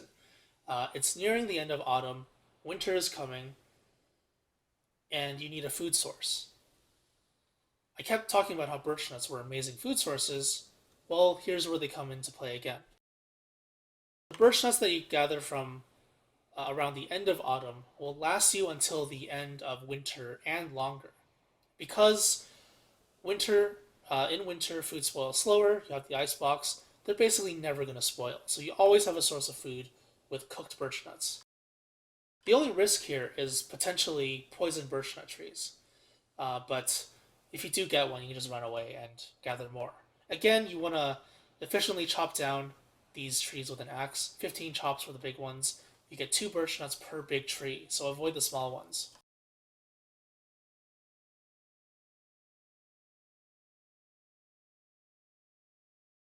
The birch nuts that I gathered at the beginning of the season, what I should do is put them in 2 separate stacks. So if you've seen me play the game normally, you might have noticed that I always separate food items in different stacks instead of just putting it together. And when I do put it together, I'm like, oh shit, that's a mistake. And the reason is because unless you're refreshing the freshness of the item to eat it, it's a better idea to leave one stack at low durability and one stack at high durability because it becomes more versatile that way. If you need an ingredient and you don't want to, if you need an ingredient for like an item you want to eat immediately, just use the low one, low durability one. If you want to plant the birch nuts, then use the low percent one. But if you put it all together in one stack, you don't get that option anymore. You just plant the same ones, you just eat the same ones. So having fresh ones and spoiling ones is a good idea. So hopefully I don't make a mistake of putting the new birch nuts with the old ones. So again here, I don't want to use my light. This is like poor flickering, I guess. There's a little bit of flickering because there's no fireflies. So there are fireflies in almost every biome. The forest and the deciduous forest have a lot of fireflies. Deciduous forest is full of them. Forest is kind of sparse, but there's still some. And I'm just using the fireflies to get back home without getting caught by Charlie. Now the problem is I went insane. But the good thing is I'll be able to prototype and gain my sanity back. There's also jerky. So I guess in the end, the excess drying racks will be of use to me. So there we go. The old ones, the new ones, different stacks.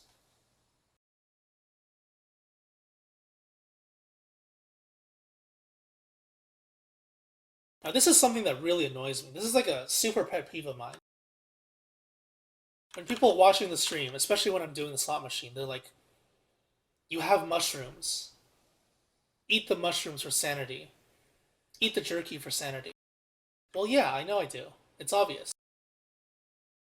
But the thing is, if I eat the jerky now, then I'm not using this thing right here, which I consider a resource, very efficiently. If I kill this thing, I get sanity back. If I eat the jerky and push myself out of insanity range, this thing will still be aggroed onto me for a while, which means my sanity will go down still until it leaves me alone. Sometimes it sticks on you for a very long time, other times it de-aggroes instantly. But, you don't know what's going to happen, right? Especially when you're at 0 sanity. You always want to recover sanity with this first before using items to heal, because healing items give you a burst of sanity regen, while this gives you a small amount. This thing's like 15 sanity. Terrorbeak is 33 sanity. So if you need sanity, kill the shadow creature before you eat. Eating first is usually not a good idea if you have a sanity regen item like jerky. So what I'm doing here is I'm killing this thing. I'm letting it attack first so it becomes tangible. I guess that's the reasoning behind it. And then I'm striking twice, because sometimes they teleport on top of you, so you get a free hit. And that's basically how you kite shadow creatures. Now, there is some consideration to not healing still, because if I need Nightmare Fuel, this is how I'm going to farm it. You basically saw the entire duration of this season. I didn't drop below 30 sanity at all. So I didn't go insane at all because I had a lot of flowers, I had sanity regen from prototyping, cacti, a bunch of other stuff. Well, no, not really. That's basically it. Um, so this is the only time I'm ever going to be able to farm Nightmare Fuel. Do I do it? I don't know. Maybe I do. Maybe I don't. We'll see. So I guess I continue. I guess I'm looking for a Terrorbeak. Ideally, I would like a Terrorbeak right now. Usually, you hear me say when I'm playing the game, it's like, can you give me a Terrorbeak, please? It's like, yeah, Terrorbeaks are good. They're 33 sanity, they give you Nightmare Fuel. They're pretty easy to kill if you know what you're doing. Just don't be greedy when it comes to fighting them, because they do a chunk of damage. I believe it's like 50 damage. Always have armor. If you're gonna fight them, have armor. If you fight 2-on-1 or 1-on-2, have armor. Now this is kind of strange. This is a weird decision, I think. Making 2 thermal stones. You can see the pickaxes here. The 9% pickaxe, I guess I didn't want to use the other 6% to drop it to 3%. That would be a fully efficient thermal stone. So this is not fully efficient, but it doesn't really matter. It really doesn't matter that much. 2 thermal stones, the reason why 2 is good is because you can have 1 in your base and 1 on you. If you're moving to and from your base very rapidly, then you can switch out the thermal stones whenever you want to. Alright, so this is where I'm burst healing. I'm using the old jerky. If you saw the separate stacks of jerky, there's the old one and the new one. The new one was freshly picked and the old one was there already. Same reasoning for this stuff. If the jerky goes bad, this is basically equal to this. So you can use this as a big meat in a recipe if you want to, and if the jerky goes bad. But you want to keep them separate. So the option is there. It's not that important, but it does become relevant sometimes. Now having 2 of these is also really important in summer. In winter it's not as important, but in summer you always want to switch them out from your ice machine or your ice box as much as you can. That way you keep cool.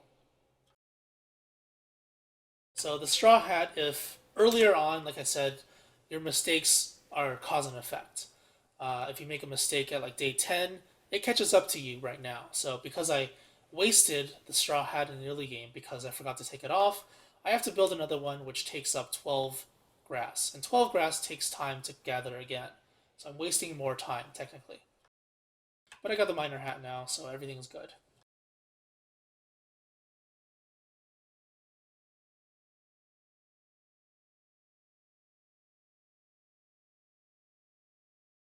Okay, I'm just putting stuff away. The turf that I gathered, as you can see, there's a lot of turf. There's a bunch here, there's a bunch here. This is already placed, this will be placed. There's 10 more here. So this entire area will be covered in turf that I picked up for free. I didn't have to pay for any of it except for the pitchfork. Cobblestone as well. Didn't have to make it. Don't have to research it. And the good thing about that is, since I didn't research it, it means that I can do it in the future to prototype it, which is also sanity regen. So if I need a really huge burst of sanity, I can prototype flooring as an option.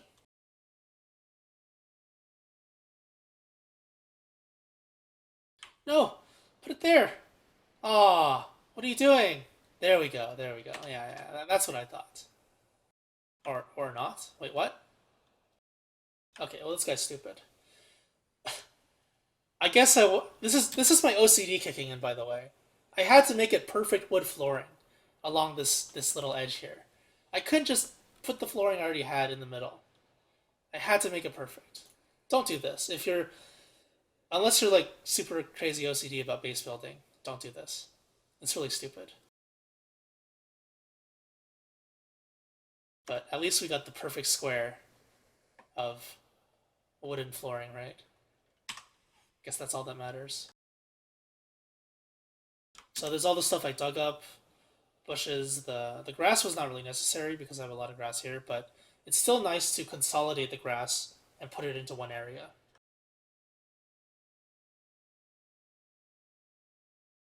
It looks like I'm eyeing the turf and the reeds at the moment. So let's see what I do shortly. Alright, so the turf here is what I'm trying to get. There's still more turf in this area. Look at this, free turf from the pitchfork. Time wasted gathering logs, gathering supplies, wasting the logs to make boards, to make this kind of flooring, wasting the marble, wasting the beefalo wool that could have been used as fuel or other items. All of that time is being saved because I have a pitchfork. The pitchfork is an amazingly powerful item if you use it properly. Uh, because most people, I think, don't consider time to be a very important resource, or they don't actively realize that time is a very important resource in Don't Starve, they don't consider this to be a relevant fact, I guess. But look at that. Look at the pitchfork being used. It's half dead. All it takes is like what, two twigs and two flint, and it's giving me all this turf, all this nice stuff, all that fuel from the savannah turf that I don't want to ever use for anything but fuel. And you're stripping away this nice carpet and checkered flooring from Maxwell. That's also a plus. Look at that. The pitchfork is still there. And I have all this turf. What is this? Look how expensive this is. If you were to make these items individually, how much would it cost? More than a bunch of twigs and flint, for sure.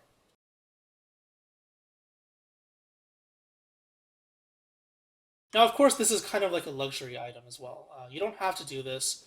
Your base doesn't have to be covered in all this stuff if you don't want it to be. But it's nice to have. Beyond the protection from eye plants and whatever, it's just, cosmetic.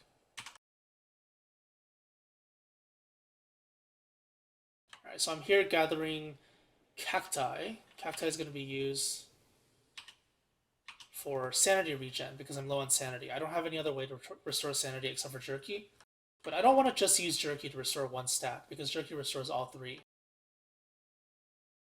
Technically, cacti also restores all three, but it restores these two a lot less than jerky. Their sanity regen total is the same, it's 15. And also notice one thing that I'm doing. I have the football helmet on when I'm picking the cacti.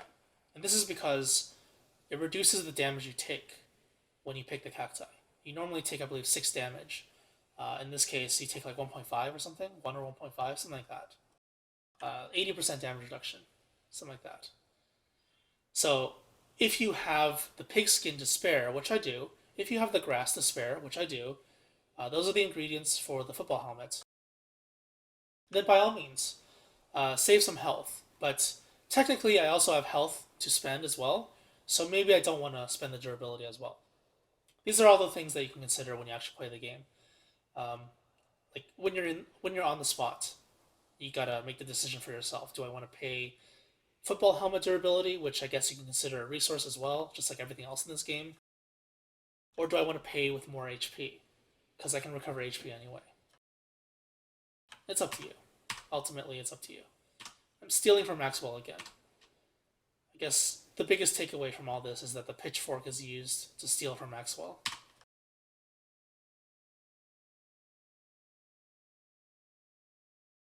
And this is basically the first season. I'm starting to freeze now because autumn is over. It's going to be winter now. Super cold. Don't have winter supplies. I'm just running home now with the torch on because I'm scared. Scaredy Cat Wilson. The burning here is a tactic for winter and adventure mode. You get the fire, which gives you heat and light, and it also keeps you warm, the heat, of course, for the next duration of your journey. So I'm just running home now. I didn't get hit, did I? Not by Charlie. Okay, good.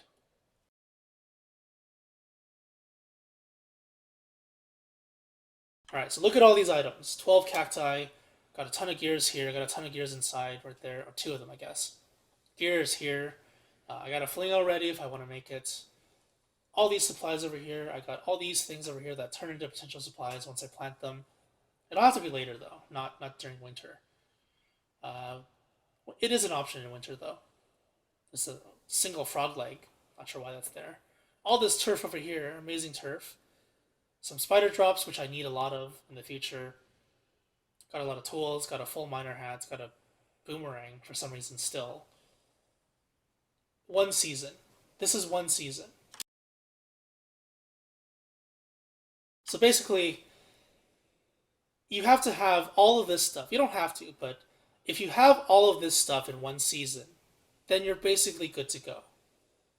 And throughout the entire video, the commentary that I gave, I tried to explain it all, but if you have any questions right now, feel free to ask them. But this is the end of the video. I'll show you the game right now. This is the same game.